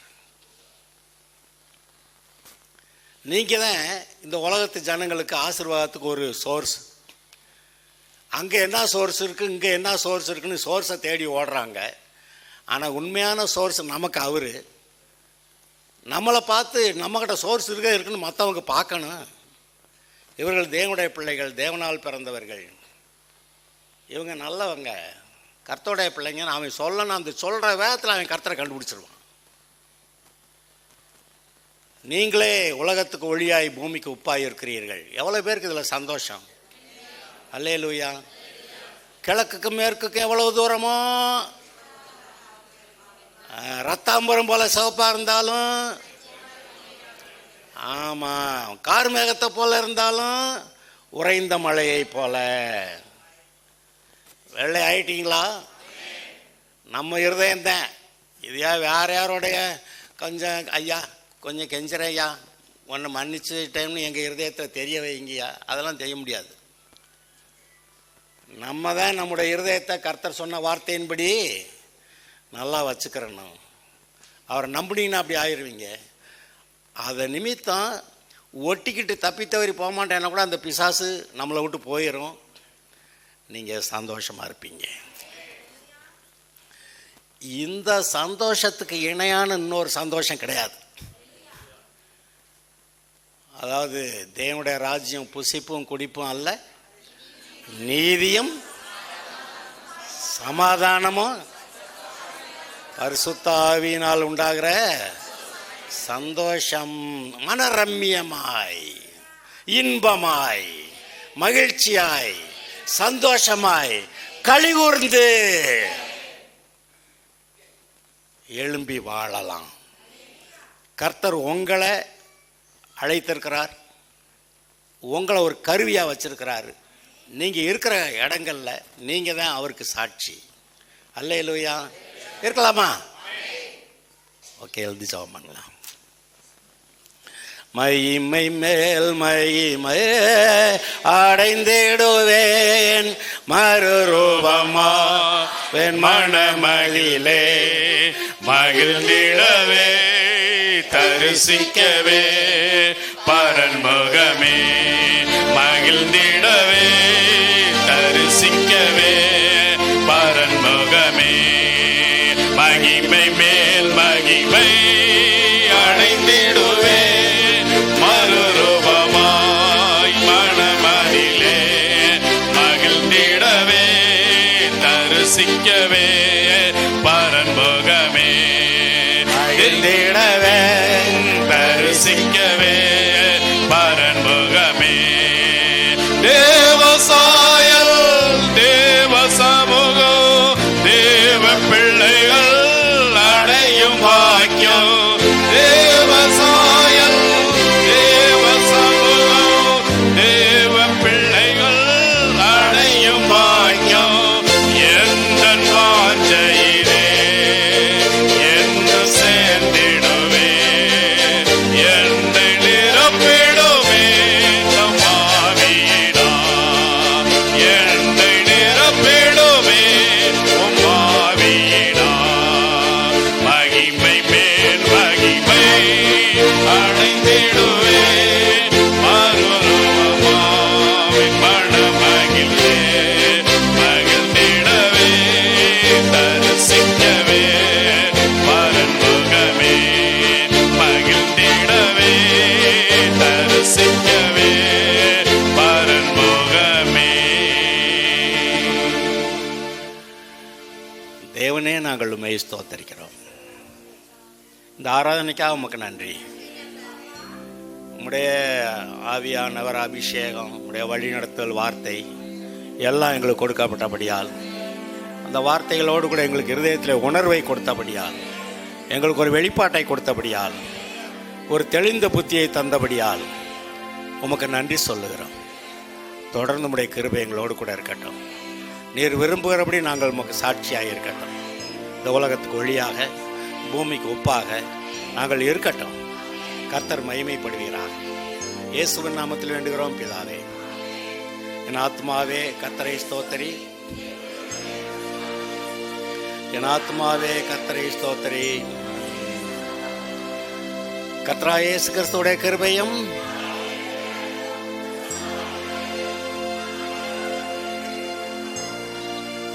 Okay, God bless you.